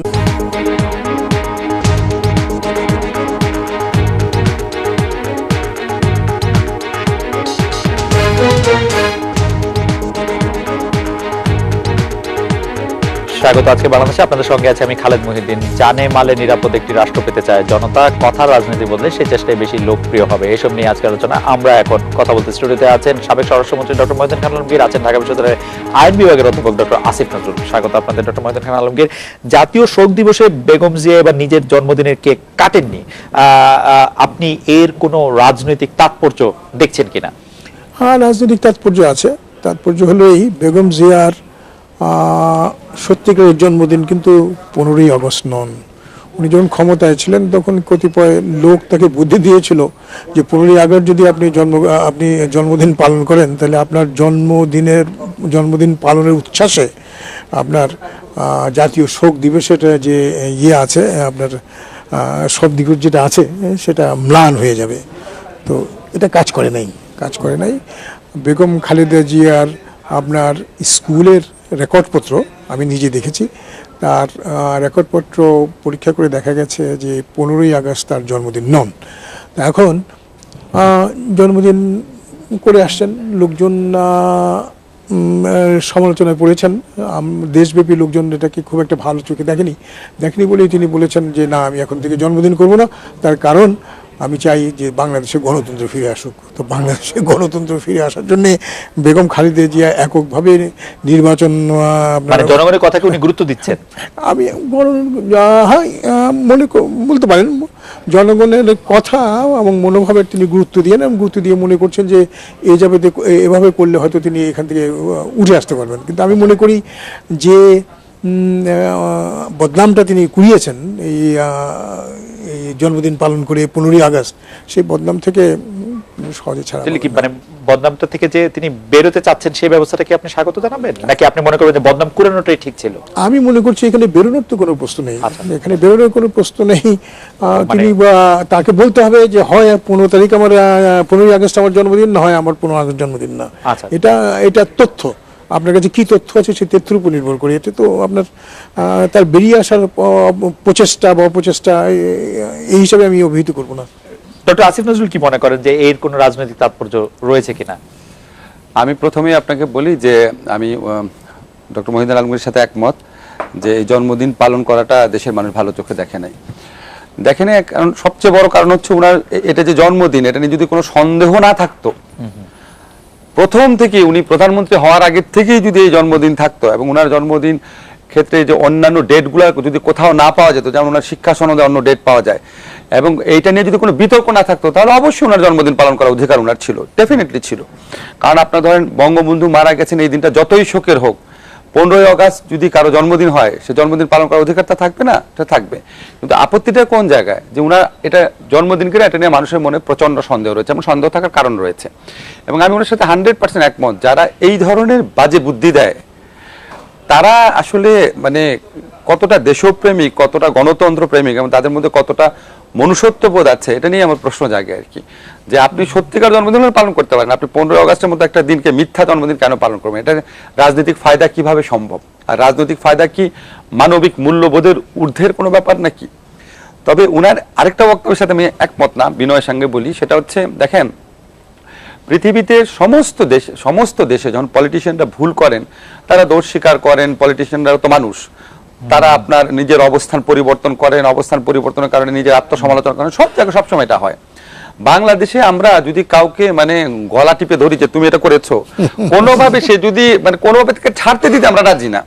আজকে স্বাস্থ্যমন্ত্রী একটা প্রথম আলো অনলাইনে দেখলাম, উনি বলেছেন, উনি কিছুটা তির্যক ভাবে হলেও বেগম জিয়াকে ধন্যবাদ জানিয়েছেন। আমার মতে কেউ যদি একটা খারাপ জিনিস থেকে বেরিয়ে আসতে চায়, যে কোনো ভাবে হোক, আপনি সেটাকে অ্যাপ্রিসিয়েট করেন। আপনাকে মনে রাখতে হবে উনি বাংলাদেশে অন্তত দুইবার, এখন কেউ কেউ বলবে 3 বারও, কারণ 3 বার শপথ নিয়েছেন নির্বাচিত প্রধানমন্ত্রী। উনি আপনার এরশাদ বিরোধী আন্দোলনে অন্যতম নেত্রী ছিলেন, উনি বাংলাদেশের অন্যতম বৃহৎ দলের নেত্রী। উনার পক্ষে একদম পয়েন্ট ব্ল্যাঙ্ক ক্যামেরার সামনে গিয়ে বলা যে ভাই 15 আগস্ট জন্মদিন পালন করে আমি খুবই ভুল করেছি, মাফ চাই, এটা কি সম্ভব? উনাদের আচার আচরণের মধ্যে থেকে ম্যানিফেস্টেড হয় যে না, উনি ওখান থেকে সরে আসছেন। আজকে একটা নিউজ পড়লাম যে ওনার কাছে ফুল নিয়ে আসছিল, এটা উনি ফেরত দিয়েছেন। এবং আমি মনে করি এই রেসিপ্রোসিটি থাকা দরকার। খারাপ জিনিসের রেসিপ্রোসিটি বাংলাদেশে আছে। ধরেন বিএনপি যদি আওয়ামী লীগের 10টা লোককে মারে, আওয়ামী লীগ ক্ষমতা এসে 20টাকে মারে, আবার বিএনপি এসে 30টাকে মারে। খারাপ জিনিসে যদি প্রতিযোগিতা করতে পারেন তাহলে ভালো জিনিসে প্রতিযোগিতা করেন। তো উনি এটার থেকে সরে আসছেন, ওনাকে খুব ভালো করে ধন্যবাদ জানান। এবং আমি মনে করি আরেকটা কথা বলে রাখি, উনি যদি কখনো প্রধানমন্ত্রী হন, এটার জন্য এই রীতিটা যেন উনি বজায় রাখেন। উনি যদি কখনো আবার প্রধানমন্ত্রী হন, আওয়ামী লীগের যদি আবার কখনো দুরবস্থা আসে, যদি এটা সম্ভাবনা কম, তখন যেন উনি আবার 15 আগস্ট জন্মদিন পালন করা শুরু না করেন।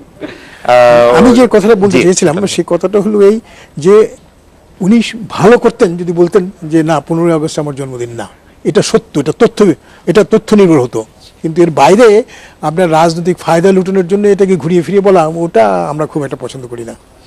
আচ্ছা, যাই হোক, আমি আবার একটু ডক্টর আসিফ নজরুলের কাছে আসতে চাই অন্য একটা প্রসঙ্গে, যে বঙ্গবন্ধুকে দলীয় গণ্ডিতে রাখার সমালোচনা প্রায় আমরা শুনে থাকি, কিন্তু বঙ্গবন্ধুকে স্মরণ করতে, শ্রদ্ধা জানাতে আওয়ামী লীগ ছাড়া অন্য রাজনৈতিক দলগুলো এক ধরনের কৃপণতাই করে। এর দায় আওয়ামী লীগকে কি আমরা দিতে পারবো, যে মানে আওয়ামী লীগই বঙ্গবন্ধুকে কুক্ষিগত করে রাখছে, নাকি এর দায় অন্য সবগুলো দলকেই? আমরা এটা আপনার দুই ক্ষেত্রেই সত্যি। আওয়ামী লীগ তো অবশ্যই কুক্ষিগত করে রেখেছে, মানে আওয়ামী লীগ বঙ্গবন্ধুকে এমন ভাবে প্রজেক্ট করে যে মানে তাদের দলীয় সম্পত্তি তো সম্পত্তি, উনি পারিবারিক সম্পত্তি উনি, কিন্তু বঙ্গবন্ধু তো দলীয় সম্পত্তি ছিল না। বঙ্গবন্ধু তো বাংলাদেশের স্বাধীনতা আন্দোলনের জনক, বঙ্গবন্ধু তো বাংলাদেশের স্বাধীনতার জনক, উনি তো আওয়ামী লীগের ক্ষমতায় আসার জনক না। Right. আরেকটা ব্যাপার হচ্ছে কি, সবচেয়ে আচ্ছা আপনি শেষ করলে আমি প্রশ্নটা করি sorry। সবচেয়ে মানে বেদনাদায়ক যে জিনিসটা দাঁড়ায়, ধরুন আমি আপনার 15ই আগস্ট উদযাপনের স্টাইলটা আপনাকে বলি। 15ই আগস্টের সময় আমি মনে সেজন্য তার বিরুদ্ধে আপনার অস্ত্র প্রয়োগ করার অধিকার কিন্তু আইনে স্বীকৃত। ডক্টর আলমগীর, আপনার 2004 আইনে স্বীকৃত বলে, সালের- 2004 আইনে সালের স্বীকৃত এই বলে ক্রসফায়ার এখনো গল্পের আইন সাথে আছে। 2014 সালের ক্রসফায়ার গল্পের তফাৎটা কোথায়? হ্যাঁ, তফাৎ আছে। এখানে যে ক্রস ফায়ার গুলো হচ্ছে এখন সাম্প্রতিক কালে হচ্ছে, জি। এই ক্রস ফায়ার গুলো কিন্তু তদন্ত হচ্ছে, তদন্ত প্রকাশিত হচ্ছে, তদন্ত রিপোর্ট প্রকাশিত হচ্ছে, আপনারা প্রকাশ দিতে পারেন। এখন লক্ষ্য করবেন, যদি আমি আপনার ওই সশস্ত্র বাহিনীকে পাঠাই আপনার কোনো ডাকাত কিংবা কোনো সন্ত্রাসীকে ধরার জন্য, এবং কোনো ডাকাত বা সন্ত্রাসী যদি তার উপর আপনার গুলি চালনা করে, তাহলে নিশ্চয়ই আমার যে পুলিশ কর্মী আছে তার অধিকার আছে তাকে পাল্টা গুলি করা। আমার কাছে মনে হচ্ছে 2004 তো সালে এখানে তারা আক্রান্ত যেটা হয়েই দরকার- গুলি না, গুলি যেটা করেছে। প্রয়োজন সেটা হলো যে যখনই গুলির ঘটনা ঘটবে তখন দেশের প্রচলিত আইন অনুযায়ী সেগুলো বিচার বিভাগ তদন্ত হওয়া উচিত, এবং তদন্ত হচ্ছে। এই তদন্তগুলো ভালোভাবে দেখা জনগণের দায়িত্ব, এবং আপনাদের তরফ থেকে যে প্রশ্নগুলো উঠেছে সেই প্রশ্নগুলো আমার মনে হয় আপনারা যখন স্বরাষ্ট্র মন্ত্রণালয়ের কাছে উত্থাপন করেন কিংবা বিচার বিভাগের কাছে উত্থাপন করেন, তখন সেই প্রশ্নের আরো বিস্তারিত উত্তর দেওয়া যেতে পারে। তবে আমি মনে করি দেশের প্রচলিত আইন অনুযায়ী পুলিশ কর্তৃক সকল আপনার অস্ত্র ব্যবহারের ক্ষেত্রে তদন্ত হতে হবে। এটা এটা এখানে কিন্তু কোনো ইয়ে নেই, আপনার এখানে তদন্ত কোনো হতে- ব্যতিক্রম নেই। তদন্ত হতে হবে সেটা তো আপনি বলছেন। এবং তদন্ত আমরা একটা- আপনার তদন্তর গুণগত উৎকর্ষ সম্পর্কে প্রশ্ন উঠতে পারে, তো গুণগত উৎকর্ষ বাড়ানোর জন্য সংশ্লিষ্ট সকলের চেষ্টা করা উচিত। তদন্তের গুণগত উৎকর্ষ যদি মানে শুধু গল্প বলাতেই সীমাবদ্ধ থাকে, তাহলে সেটি আমরা জানি না সেটি কি হবে। ডক্টর আসিফ নজরুল, না, আপনার- এখানে দায়িত্ব সকলেরই, দায়িত্ব সংশ্লিষ্ট সকলেরই। এই বিচার বিভাগে যে তদন্ত ম্যাজিস্ট্রেট যেটা করছেন তারও যেমন দায়িত্ব আছে, জনসাধারণের তরফ থেকে সে দায়িত্ব আছে যে সাক্ষী প্রমাণ দেওয়া, কিংবা তদন্ত প্রতিবেদন যখন বেরোয় তখন প্রতিবেদন আমি অবশ্য জনসাধারণের দায়িত্বটি ঠিক বুঝছি না। আমি জনসাধারণ হিসেবে একটা ক্রস ফায়ার ঠেকাতে কি দায়িত্ব পালন করতে পারি সেটা আমি আসলে ভেবেও দেখতে চাই। আমি ডক্টর আসিফ নজরুল আপনার কাছে আসবো বিরতির পরে। আপনি যদি এই বিষয়ে কোনো কিছু না বলেন তাহলে আমরা একটা প্রশ্ন আপনার কাছে করে রাখতে চাই যে বিরতির পর যে গতকাল প্রধান বিচারপতি এস কে সিনহা যে বললেন রক্তচক্ষু উপেক্ষা করে আদালত বঙ্গবন্ধু হত্যা মামলার রায় দিয়েছিল, তার এই বক্তব্য থেকে আসলে আপনি কি বার্তা পেলেন? আমরা আসলে এটি আপনার কাছে একটু জানতে চাই। আর ক্রস ফায়ার সম্পর্কে যদি আপনার কোনো কিছু বলার থাকে, আমরা একটা বিরতি নিয়ে ফিরছি আপনার কাছে।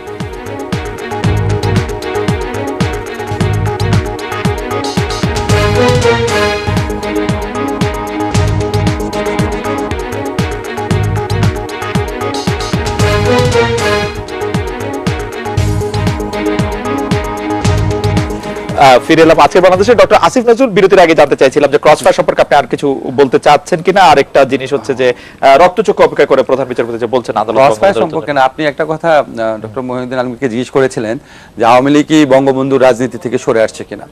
আমার কাছে একটা জিনিস মনে হয়, ধরেন বঙ্গবন্ধুর রাজনীতি বলতে যদি আমরা বঙ্গবন্ধু বাংলাদেশ স্বাধীন হওয়ার আগে উনি তো এককভাবে সবকিছু ডিসাইড করতেন, অনেক কিছু, অনেকের পরামর্শ নিয়ে উনি যেসব ভাষণ দিতেন, বাংলাদেশের সংবিধান রচনা করার সময় যেই জিনিসগুলো সংবিধানে রিফ্লেক্টেড হয়েছিল, আমাদের স্বাধীনতার ঘোষণাপত্রে যেসব জিনিস ছিল, সেখান থেকে অবশ্যই আওয়ামী লীগ সরে এসেছে।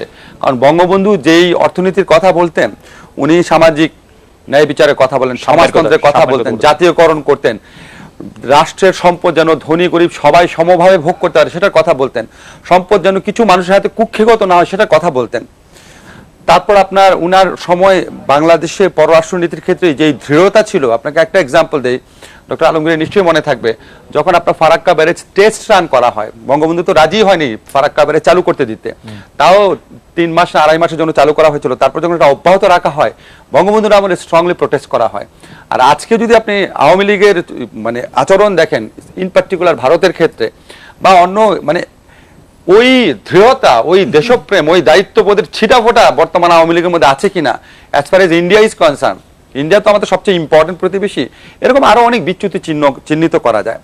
আর আপনি প্রধান বিচারপতি যে কথাটা বলেছেন, আমি আসলে ঠিক অবগত না ওখানে রক্তচক্ষু কতটুকু ছিল, বাট আমরা যেটুকু জানি বঙ্গবন্ধুর হত্যার যে বিচারটা হয়, এটা বাংলাদেশের বিচারিক ইতিহাসে একটা অনন্য ঘটনা, যে একজন মানে বঙ্গবন্ধুর কন্যা ক্ষমতায় আছেন 2 বার, কিন্তু কোনো স্পেশাল ট্রাইব্যুনাল গঠন করা হয়নি। এখন দেখেন আপনার কোনো সামান্য হত্যাকাণ্ডের ক্ষেত্রে আমরা মাঝে মাঝে স্পেশাল ট্রাইব্যুনাল গঠন করি, কিন্তু বঙ্গবন্ধুর মতো আমাদের স্বাধীনতার জনকের হত্যাকাণ্ডের ঘটনাতেও বর্তমান প্রধানমন্ত্রী শেখ হাসিনা ক্ষমতায় থাকার পরও স্পেশাল ট্রাইব্যুনাল করেন নাই, নর্মাল আদালতে এটা বিচার করতে দিয়েছেন, কোনো রকম ইন্টারফেয়ার করেন নাই। এবং আমি নিশ্চিতভাবে আপনাকে বলতে পারি আইনের ছাত্র হিসাবে অন্তত বঙ্গবন্ধুর হত্যাকাণ্ডের বিচার নিয়ে, এটার মান নিয়ে, গ্রহণযোগ্যতা নিয়ে এই জাতির মধ্যে কখনো কোনো প্রশ্ন উত্থাপিত হয়নি। আমি নিজে মনে করি এটা নিয়ে কোনো প্রশ্ন উত্থাপনের স্কোপ নাই। এবং এই দুইটা ঘটনায় যে বিচারিক আদালতের বিচার এবং উচ্চতর আদালতের বিচার, আপিলের শুনানি, দুইটাই হয়েছে আওয়ামী লীগের 2 আমলে। কাজে এখানে আদৌ সেরকম রক্তচক্ষু ছিল কিনা আমার জানা নাই, ভেতরে কিছু আছে আমি জানি না, কিন্তু আমি মনে করি এই বিচারটা একটা বাংলাদেশের ইতিহাসে অনন্য ঘটনা। এই বিচারের মান বহু ক্ষেত্রে আমরা রাখতে পারি নাই। বঙ্গবন্ধুর চেয়ে অনেক নিম্নতর এবং অনেক সাধারণ মানে লোকের হত্যাকাণ্ডের বা সাধারণ লোকের ভোগান্তির ঘটনার বিচারের সময় আমরা এই মানটা রাখতে পারিনি, যেটা বঙ্গবন্ধু হত্যাকাণ্ডের বিচার সময় রাখা গেছে। আমি ডক্টর মহিউদ্দিন খান আলমগীরের কাছে জানতে চাইবো যে ভারতের সাথে যে আমাদের কূটনৈতিক সম্পর্ক, সেইখানে আমরা যেটি ডক্টর আসিফ নজরুল কিছুটা ইঙ্গিত দিলেন, এছাড়া তার লেখায় আমি অনেকবার দেখেছি যে আমরা কিছুটা নতজানু ভূমিকাই পালন করছি কিনা। আমি যদি ট্রানজিটের কথা বলি, যে ট্যারিফের কথা আমরা শুনেছিলাম তার থেকে আসলে ভগ্নাংশ নেওয়া হচ্ছে। আমরা অন্যান্য কূটনৈতিক ক্ষেত্র নিদারুণ ব্যর্থতার পরিচয় দিচ্ছি কিনা দৃঢ়তার বদলে। আমি মনে করি না। সাম্প্রতিক কালের পৃথিবীব্যাপী আপনার যে প্রবণতা আছে বাণিজ্যের ক্ষেত্রে, সেটা যদি আমরা বিশ্লেষণ করি তাহলে দেখব যে সকল ক্ষেত্রে আপনারা বহুজাতিক বাণিজ্য প্রসারণের জন্য চেষ্টা হচ্ছে। ইউরোপিয়ান ইউনিয়নের কথা চিন্তা করুন, ইউরোপিয়ান ইউনিয়ন কোত্থেকে, সেই steel and coal and steel community থেকে এসে আপনার ইউরোপিয়ান ইউনিয়নে উন্নীত হয়েছে। কিংবা নাফটার কথা চিন্তা করুন, north American free trade association. তো এই যে মুক্ত বাণিজ্য, এই মুক্ত বাণিজ্যের মাধ্যমে যে পৃথিবীর উৎপাদনশীলতা বাড়ানো যায়, এই সূত্র গ্রহণ করে সকল দেশের তরফ থেকে আপনার দ্বিপাক্ষিকভাবে এবং বহুভাবে সহযোগিতা বৃদ্ধির পরিবেশ সৃষ্টি হয়েছে, করা হয়েছে। এবং সেই অনুযায়ী ভারতের সাথেও আমাদের বাণিজ্য বাড়ানোর যে আপনারা যে কার্যক্রম আমরা গ্রহণ করেছি যুগপৎভাবে, সেই কার্যক্রম আমি মনে করি আপনার অর্থনৈতিক উন্নয়নের তত্ত্ব অনুযায়ী করি। আমি বাংলা ভাষায় যত বক্তৃতা শুনেছি, বঙ্গবন্ধুর 7ই মার্চের ভাষণ শ্রেষ্ঠ ভাষণ, আমার কাছে মনে হয় শ্রেষ্ঠতম ভাষণ। একটা এক্সটেম্পো একটা মানুষকে এইভাবে উদ্দীপ্ত করতে পারে। কিন্তু 15ই আগস্টে আওয়ামী লীগের কিছু কিছু স্থানীয় কর্মী হোক, নেতা হোক, তারা 15ই আগস্টের ভাষণ, 15ই আগস্টে বা যে কোনো উৎসবে 7ই মার্চের বঙ্গবন্ধুর ভাষণকে এত জোরে সাউন্ড দিয়ে, এত টর্চার করে মানুষকে বাজানো শুরু করে, মধ্যরাতে, সারা রাত, সারা দিন। এই যে এটা কিন্তু একটা প্রতীকী প্রকাশ যে বঙ্গবন্ধুর ভাষণ তোমাকে শুনতেই হবে, ঘুমের সময় শুনতে হবে, সকাল শুনতে হবে, দুপুর শুনতে হবে, রাত্রে শুনতে হবে। এবং তাও উনার সুললিত কণ্ঠটাকে প্রচন্ড সাউন্ড দিয়ে এমন বিকট করে তুলে, এই যে আপনার একটা মোটা দাগের প্রকাশ যে আজকে বঙ্গবন্ধুর মৃত্যুবার্ষিকী, আজকে তোদের কোনো কাজ থাকার কথা না, সারাদিন এটা শুনবি, যত টর্চার তাও শুনবি। এটা কিন্তু একটা প্রতীকী প্রকাশ। আপনি যে বললেন যে আওয়ামী লীগ কুক্ষিগত করার চেষ্টা করে, এটা একটা প্রতীকী প্রকাশ। আর রাজনৈতিকভাবে প্রকাশ যেটা হয় সেটা আরো মারাত্মক। সেটা হচ্ছে আওয়ামী লীগ এক ধরনের স্বাধীনতার মালিকানার রাজনীতি করে। আমরা বাংলাদেশকে স্বাধীন করেছি, বাংলাদেশের ভালো মন্দ আমরাই সবচেয়ে ভালো বুঝি, এর চেয়ে বেশি কেউ বুঝে না। এবং তারা যেটাই করে সেটাই মুক্তিযুদ্ধের চেতনা। তারা সকল অন্যায় করলেও তারাই মুক্তিযুদ্ধের চেতনা। এই কাজটাতে তারা বঙ্গবন্ধুর যে অবদান, সেটাকে প্রচন্ড সুপরিকল্পিতভাবে, কখনো কখনো অদক্ষভাবে ব্যবহারের চেষ্টা করে। ডক্টর আসিফ নজরুল, আমরা দর্শকের একটি প্রশ্ন ছিল, সেই প্রশ্নটা আপনাকে করতে চাই। ডক্টর আসিফ নজরুলের কাছে দর্শক প্রশ্ন করছেন যে আপনি কিভাবে 15 আগস্ট পালন করেন। আর আমার প্রশ্ন হচ্ছে যে আপনি যে মুক্তিযুদ্ধের চেতনার কথা বলছিলেন, যে সময় আওয়ামী লীগ ক্ষমতায় থাকেন, আমরা দেখেছি যে জয় বাংলাটিকেও আওয়ামী লীগের স্লোগান করে দেওয়া হয়েছে। কোনোদিন আমরা বিটিভিতে শুনি নাই জয় বাংলা স্লোগান। সেইটা কি অন্য অংশের দায় দায়িত্ব, আমি তো আওয়ামী লীগের দায় দায়িত্ব বললাম। আর অন্য অংশের মধ্যে বলে আমি মনে করি, ধরেন যারা যে দলই হোক, যারা বাংলাদেশের স্বাধীনতা আন্দোলনের ইতিহাসটা জানে, যে ইতিহাসে শুরু 1948 সন থেকে, যে ইতিহাসে শুরু 26শে মার্চ থেকে না, 25শে মার্চের কালো রাত থেকে না, 1948 সন থেকে, 1971 সন থেকে না, তাদের প্রত্যেকের যদি মিনিমাম কমন সেন্স থাকে, মিনিমাম ইমান থাকে বুকের ভিতরে, তাদের সবার স্বীকার করে নেওয়া উচিত বাংলাদেশের স্বাধীনতার জনক হচ্ছে বঙ্গবন্ধু শেখ মুজিবুর রহমান। উনার জন্ম না হলে 1971 কেন, 1991 আমরা স্বাধীন হতাম কিনা, হয়তো আরো পরে হতাম, সন্দেহ আছে। উনার অবদান, ধরেন উনি বাংলাদেশ স্বাধীন হওয়ার পর কি করেছে শাসক হিসাবে, সেটাই ডিফারেন্ট কথা। কিন্তু as far as the liberation of Bangladesh is concern, উনার অবদানের ধারে কাছে আমাদের কারো এটা স্মরণ রেখেই আমাদের 15ই আগস্ট অত্যন্ত শ্রদ্ধা এবং সম্ভ্রমের সাথে পালন করা উচিত। সেক্ষেত্রে কার্পণ্য আছে। এবং আপনি যেটা বলেছেন যে বঙ্গবন্ধুর নির্মম হত্যাকাণ্ডের পরে জয় বাংলা স্লোগানকে যখন বাংলাদেশে বিটিভি এবং রেডিও থেকে নির্বাসন করা হয়েছে, এটা তো আমি মনে করি একটা কদর্য রাজনৈতিক একটা চাল, এই চালের কোনো দরকারই ছিল না। মানে সেটা সুযোগ করে দিয়েছে সুযোগ কিনা করে দিয়েছে, যে এই যে আওয়ামী লীগকে অন্যান্য স্বাধীনতা অংশগুলো দূর করে দিয়েছে। আর আপনি বললেন না যে 15 আগস্ট আমি কিভাবে পালন করি। জি দর্শক, 15 আগস্ট আমি শোকার্ত হই। 15 আগস্ট আমার মনে পড়ে, 15 আগস্ট 75 যখন হয় তখন তো আমার 9 বছর বয়স ছিল। কিন্তু আমি আমার বাবাকে যেরকম দেখেছিলাম, উনি হঠাৎ করে এসে খুব ইয়েগুলো শেখ সাহেবরে মেরে ফেলছে, এরকম হাঁটছে আর কি, ওইটুকুলি মনে পড়ে। আর আমি বঙ্গবন্ধু সম্পর্কে লেখাপড়ার চেষ্টা করি। আজকে আসার আগে আপনার বঙ্গবন্ধুর উপর একটা জাপানি পরিচালক, আপনি নিশ্চয়ই দেখেন, তথ্যচিত্র, ওইটা দেখার চেষ্টা করি আর ভাবার চেষ্টা করি, সত্যি ভাবার চেষ্টা করি। এটা হচ্ছে সবচেয়ে ইম্পর্টেন্ট, যে বঙ্গবন্ধু যদি 15 আগস্টে যদি বঙ্গবন্ধুকে হত্যা না করা হতো, বঙ্গবন্ধু যত অত্যাচার করুক, যত খারাপ কাজ করুক, বঙ্গবন্ধু পরবর্তীকালে যারা নেতা আসছে তাদের উনি সকল অর্থেই ভালো করতো, যেমন আমরা হয়তো আরো অনেক ভালো একটা জায়গায় যেতাম। পরবর্তীকালে যে নেতা আসছেন তাদের মধ্যে ডক্টর মহিউদ্দিন খান আলমগীর একজন। আমি এই প্রশ্ন করতে চাই যে আপনারা বঙ্গবন্ধুর আদর্শ থেকে অনেকখানি সরে গেছেন বলে আমার বিবেচনাটা কি ভুল কিনা? কারণ আপনারা বঙ্গবন্ধু যেরকম গণমানুষের নেতা ছিলেন, গণমানুষের ভাষা বুঝতে চেষ্টা করতেন, তিনি যেমন আর সব বিষয়ে সোচ্চার ছিলেন, সেরকম আপনারা নন। সেটি মানে আমি ভুল বুঝছি কিনা? আমি মনে করি না, আমি মনে করি আমরা আওয়ামী লীগের তরফ থেকে, বাংলাদেশের সাধারণ মানুষের তরফ থেকে বঙ্গবন্ধু যে আদর্শ এবং যে সূত্রগুলো আমাদের কাছে দিয়ে গেছেন, সেই সূত্রগুলো আমরা অনুসরণ করছি। যেমন ধরুন, বাংলাদেশের সংবিধানের প্রস্তাবনায় বঙ্গবন্ধু সুস্পষ্ট উল্লেখ করেছিলেন যে এই রাষ্ট্রের সৃষ্টি হয়েছে যাতে সকল মানুষ বা সাধারণ মানুষ বা সকল নাগরিক স্বাধীন সত্তায় সমৃদ্ধি অর্জন করতে পারে। এটা তো পরিবর্তন হয় নাই, এবং স্বাধীন সত্তায় সমৃদ্ধি অর্জন করতে পারে এর বিস্তারণের লক্ষ্যে তিনি 7 অনুচ্ছেদে গ্রন্থিত করে গেছেন যে এই প্রজাতন্ত্রের সকল ক্ষমতার মালিক জনগণ। রাইট, কিন্তু আপনারা 2008 সালে যে ইশতেহার করেছিলেন আওয়ামী লীগের নির্বাচনের জন্য, সেই ইশতেহারের প্রণয়ন আপনিও একজন ছিলেন। সেখানে আপনারা বলেছেন যে মন্ত্রী এমপিরা জনসমক্ষে সকল আয় ব্যয়ের হিসাব দিবে। সেইটা আপনারা, মানে আমি মোটা দাগেও যদি বলি, সেটা কখনোই আমরা দেখি না। যদি ক্রসফায়ার বন্ধ করার ব্যাপারে প্রধানমন্ত্রী, মাননীয় প্রধানমন্ত্রী সে সময় বিরোধী দলের নেত্রী ছিলেন, সে সময় বলেছেন অনেকবার, কিন্তু আমি মনে করি এখানে আমাদের যে লক্ষ্য, সেই লক্ষ্যের কোনো ব্যত্যয় ঘটেনি।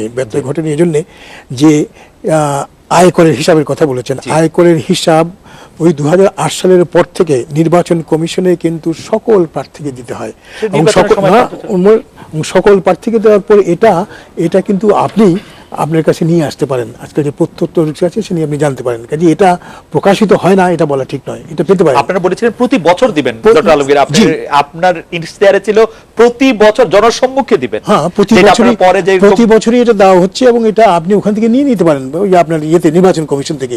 এবং আমি মনে করি এটা একটা বিরাট পদক্ষেপ, যে পদক্ষেপ মার্কিন যুক্তরাষ্ট্র নিতে পারেনি। মার্কিন যুক্তরাষ্ট্র আপনি সম্প্রতি শুনেছেন পরশু যে হিলারি এবং ট্রাম্প মধ্যে কথা হয়েছিল যে তারা তাদের আয়কর হিসাব দিবেন। হিলারি দিতে পেরেছেন, ট্রাম্প এখন পর্যন্ত বলেছেন কিন্তু দিতে পারেননি। যুক্তরাষ্ট্রের আইন অনুযায়ী এটা কিন্তু একমাত্র বিচার আদালতেই আপনার এটা দেখতে পারে, অন্য কেউ দেখতে পারে না। এখনো সেই এটা আছে, কিন্তু সেই তুলনায় আমি মনে করি এটা আমাদের পদক্ষেপ নেওয়া হয়েছে। আর আপনি দ্বিতীয় যে কথাটি বললেন যে এই প্রজন্মের যারা নেতৃত্ব দিচ্ছেন, আপনি ক্রসফায়ারের কথা বলছেন। ক্রসফায়ার যেটা আছে, ক্রসফায়ার সম্পর্কে ক্রসফায়ারটা আপনারা প্রবর্তন করা হয় আপনার 2001 সালের পরে, এটা আপনাদের মনে আছে।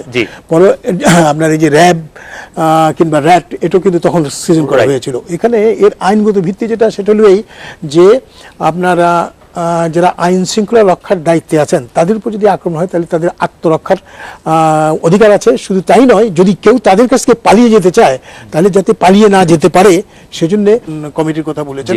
সেখানে বলা হয়েছে যে আমাদের এখানে রাস্তাঘাট উন্নয়নের জন্য ভারত একটা অংশ, মানে ভারতে একটা ব্যয় বহন করবে। কিন্তু আমি মনে করি একটা স্বাধীন দেশে আমরা আমাদের ক্ষেত্র সড়ক উন্নয়ন করব আর ভারত সহায়তা দেবে, এবং সহায়তা দেওয়ার প্রক্রিয়ায় তারা মালিকানার দাবিদার হবে, এটা তো আমরা হতে দিতে পারি না। এটা হয় না, কোনো দেশেই হয়নি। এটা আপনার এক্ষেত্রে যে কার্যক্রম অন্যান্য দেশে গ্রহণ করা হয়েছে, অন্যান্য অঞ্চলে গ্রহণ হয়েছে, তা বিশ্লেষণ যদি করেন তাহলে দেখবেন এটা হয় নাই। আর তিস্তা পানির কথাও বলা হয়েছে। দেখুন, গঙ্গা চুক্তি 1996 সালে যখন হয়েছিল, গঙ্গা চুক্তির দ্বিতীয় অনুচ্ছেদে সুস্পষ্ট বলা হয়েছিল যে এই চুক্তিটি করার পর পরবর্তী পর্যায়ে অন্যান্য যে 53টি সাধারণ নদী আছে ভারত ও বাংলাদেশের মধ্যে, তার পানি বিভাজন সম্পর্কে দুই দেশ আপনারা আলোচনা করবেন। 2001 থেকে চিন্তা করুন, 2008 সাল পর্যন্ত বা 7 সাল পর্যন্ত বিএনপি ক্ষমতায় ছিল, একটি একটি বারও তারা সে কথা উচ্চারণ করেনি, তারা কাজটি করেনি। তারপর 2009 সালের পর থেকে 2010 সালের বিএনপি করেনি বলে হয়তো আওয়ামী লীগ তর্কে জিততে পারলো, কিন্তু আমরা পানি তো পেলাম না। এটা করছে, জি। এটা করছে। এবং আপনি যে পানি, আপনার পানি যেটা পাওয়ার, সেই পানি পাওয়ার ব্যাপারে যে আপনার বিভাজন হওয়া প্রয়োজন, সেই বিভাজন সঙ্গে আলোচনা হয়েছে। এবং আমি আশাবাদী যে আপনার বিভাজন অচিরেই এই বিভাজন সম্পর্কিত চুক্তি আমরা সই করতে কিন্তু আমাদের হাতে কি আর কোনো কার্ড থাকলো যেটা দিয়ে আমরা আসলে মানে বার্গেইন করতে পারবো? আমাদের হাতে কোনো বার্গেইন রাখতে চান? কি কার্ড রাখতে পারি? আমরা ট্রানজিট কার্ড রাখতে চাইতাম। করেছেন কোনো কালে করেছেন? উদাহরণ দেই, আপনার গঙ্গা চুক্তি নিয়ে কথাবার্তা হয়েছিল, একটি আপনার আলোচনা সভায় আমাকে উত্তর দেওয়া হয়েছিল। তারা সব কিছু বললেন এটা হওয়া উচিত, ওটা হওয়া উচিত। তো আমি বললাম যে সবচেয়ে ভালো হতো যদি গঙ্গার 100 ভাগ পানি আমরা পেতাম। কিন্তু গঙ্গার দৈর্ঘ্য 1600 মাইল, তার মধ্যে 160 মাইল বাংলাদেশে। গঙ্গার যত পানি উৎপাদিত হয় তার 17 ভাগ বাংলাদেশে উৎপাদিত হয়। তো এটা এগুলো তো দেখতে হবে, চট করে তো বললেই হবে না। আমি একটা কথা বলি, আমি তো আন্তর্জাতিক নদী আইনে পিএইচডি করেছি, একটু বিনয়ের সাথে বলি উনাকে। দেখেন 1996 ট্রিটি, গঙ্গা নদী চুক্তি যেটা, সেটা সেই সময়ের প্রেক্ষাপটে একটা ভালো চুক্তি ছিল। তখন বাংলাদেশের পক্ষে এর চেয়ে বেটার কোনো চুক্তি করা সম্ভব ছিল না। আপনাকে ধন্যবাদ। হ্যাঁ, এটা আমি অনেক জায়গায় বলেছি, কিন্তু তার মানে এটা না যে এই চুক্তিটার চেয়ে আরো ভালো চুক্তি যদি আমরা আমাদের দেশের মধ্যে যদি জাতীয় ঐক্য থাকতো, আমাদের দেশে যদি নদী নিয়ে সুদূর প্রসারী গবেষণা থাকতো, আমাদের দেশে আওয়ামী লীগের পরপর বিএনপি যদি আলোচনার প্রক্রিয়াটা অব্যাহত রাখতো, এই জাতীয় ইস্যুগুলোতে যদি আওয়ামী লীগ বিএনপির এই ধরনের কদর্য মারামারি সংঘাত না থাকতো, তাহলে অবশ্যই আমরা এর চেয়ে অনেক ভালো চুক্তি পেতে পারতাম। এটা ওই সময়ের প্রেক্ষিতে, ওই সময়ের প্রতিকূলতায় ভালো চুক্তি ছিল। কিন্তু যদি আপনি কনটেক্সট বিচ্ছিন্নভাবে দেখেন, পৃথিবীর অন্য অনেক চুক্তির তুলনায় এটা অত্যন্ত নিম্নমানের চুক্তি। আপনি যদি মিকং চুক্তির তুলনায় বলেন, মিকং চুক্তিতে উনি জানেন অববাহিকা ভিত্তিক উন্নয়নের কথা বলা হয়েছে। আর উনি গঙ্গা চুক্তিতে যে কথা বলেছেন দ্বিতীয় অনুচ্ছেদে ছিল না, কিছু মনে করেন না, এটা নবম অনুচ্ছেদে ছিল। আমার একদম মুখস্থ আছে। আমি এটার খসড়া তৈরি করেছি, আমি জানি নবম। আচ্ছা, ঠিক আছে, প্রথমেই দেখবেন। ঠিক আছে, দেখবেন। আচ্ছা, ঠিক আছে, দ্বিতীয় নবম এটা ম্যাটার করে না।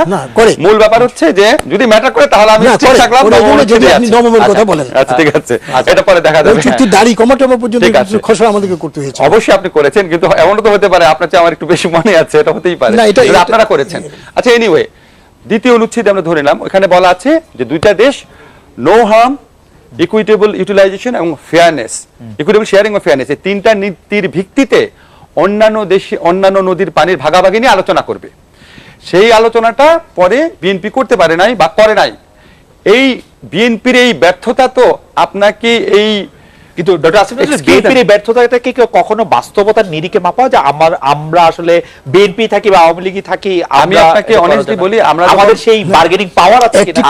আমরা যখন বিএনপি মেজর হাফিজউদ্দিনকে যখন আমি এরকম জিজ্ঞেস করেছিলাম, উনি যেহেতু মুক্তিযোদ্ধা ছিলেন, অ্যাক্টিভলি যুদ্ধ করেছেন, বীর বিক্রম ছিলেন একজন, উনি বলেছে বিএনপি আমলে জয়েন্ট রিভার কমিশনের পক্ষ থেকে যে মিটিং ডাকার প্রস্তাব দেওয়া হলে ভারতের কর্ণপাতি করতো না। এবং ওই সময় জয়েন্ট রিভার কমিশনের যে মিটিংগুলো হয়েছিল, ওই সময় জয়েন্ট রিভার কমিশন একদম মিটিং হয়নি সেটা না, অবশ্যই মিটিং হয়েছে। আমি আপনাকে চ্যালেঞ্জ করে বললাম, কম হতো মিটিং, ভারত রেসপন্ডই খুব কম করতো। ওই কম যে মিটিং গুলোই হতো, মানে সেগুলি শুধু মিটিংই হতো, মানে আমরা কোনো ফল পাইনি। জনাব হাফিজউদ্দিনও আমাদেরকে বলেছে যে তিনি ফল পান, কিন্তু আমরা আওয়ামী লীগের আমলে ফল পাই নাই। সভাকরণে যে ব্যর্থতা হয়, ব্যর্থতা আমাদেরও। আওয়ামী লীগ তো করতে পেরেছে না, সেটা আছে। আমি আপনাকে শুধু একটা জিনিস বলবো, কি ধরেন বিএনপির তুলনায় আওয়ামী লীগের সাথে ঐতিহাসিকভাবে তো ভারতের সম্পর্ক অনেক ভালো, বিকজ বাংলাদেশের স্বাধীনতা সংগ্রামে ভারত যখন আমাদেরকে মুক্তভাবে সাহায্য করেছে, তখন আওয়ামী লীগের থ্রুতে এই সাহায্যটা করেছে। আমাদের একটা দেশের সাথে আরেকটা দেশে, আপনি যে বললেন যে কার্ড কি, পারস্পরিক দর কষাকষির জন্য কিছু কার্ড হাতে রাখতে হয়। ট্রানজিটটা ছিল, আমি যেটুক বুঝি, আমার জ্ঞান কম হতে পারে, বাট অনেস্টলি যেটা বুঝি, এই কার্ড দিয়ে বাংলাদেশ করেছিল যখন শেখ হাসিনার প্রথম সরকার, মানে দ্বিতীয় সরকার 2007 সনে সরকার যখন ক্ষমতা এসেছিল, তখন কিন্তু এই ধরনের কথা হয়েছিল যে আমাদেরকে নদীর পানি না দিলে আমরা ট্রানজিট দিব না।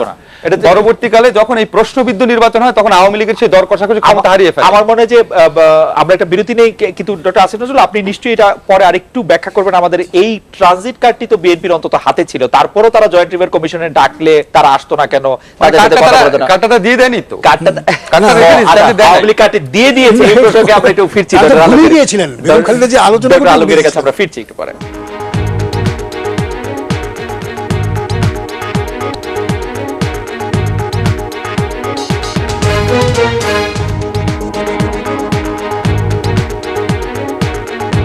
ছিলাম আজকে বাংলাদেশের ডক্টর মহিউদ্দিন খান আলমগীর। ডক্টর আসিফ নজরুল যে প্রশ্নগুলি তুলেছেন তার মোটামুটি সবগুলি আপনি জবাব দিয়েছেন। শুধু উনি বলছিলেন যে বিএনপি কোনো কিছু না করলেও কার্ডটি রেখে দিয়েছিল, কার্ডটি দিয়ে দেয় না। আওয়ামী লীগের গভর্নমেন্টের সাথে একটু পার্থক্য তিনি করতে পেরেছেন, আওয়ামী লীগ কার্ডটি দিয়ে দিয়েছে। কি? মানে আমাদের হাতে ট্রানজিট ছিল, হ্যাঁ, যে ঠিক আছে। ট্রানজিটের প্রসঙ্গে বিএনপি আওয়ামী লীগের শীর্ষ নেতারাই বলেছিলেন আচ্ছা, যে তারা যখন বলেছিলেন তখন মনে রাখবেন যে বাংলাদেশের সাথে ভারতের যে বাণিজ্য ছিল, ভারতের পাকিস্তানের সাথে বাণিজ্য তার চেয়ে বেশি ছিল, সে সম্বন্ধে তো তারা কোনো কথা বলেননি। সেটা তাদের দেখা দরকার ছিল বলে আমি মনে করি। তো বাণিজ্য হইলেই হলো, পাকিস্তান কি কিন্তু ভারত? আমি যে কথাটি বলতে চাচ্ছি এই প্রসঙ্গে সেটা হলো এই যে আমার হাতে যে ট্রানজিটের অধিকার আছে, এটা খুব বেশি দিন যে আমি ধরে নিতে পারবো কুপমণ্ডলের মতো, এটা মনে করার কোনো সঙ্গত কারণ নাই। এটা মনে করার সঙ্গত কারণ নাই। এককালে তিব্বত এই কথা মনে রাখতো, এককালে সিকিমও এই কথা বলতো, কিন্তু কথা বলে তারা খুব একটা ফায়দা লাভ করে নাই। আমি অন্য সব কথা বলবো না, আমি আপনারা দুটি ক্ষেত্রে প্রসারণের কথা বলবো। একটি হলো যে আপনার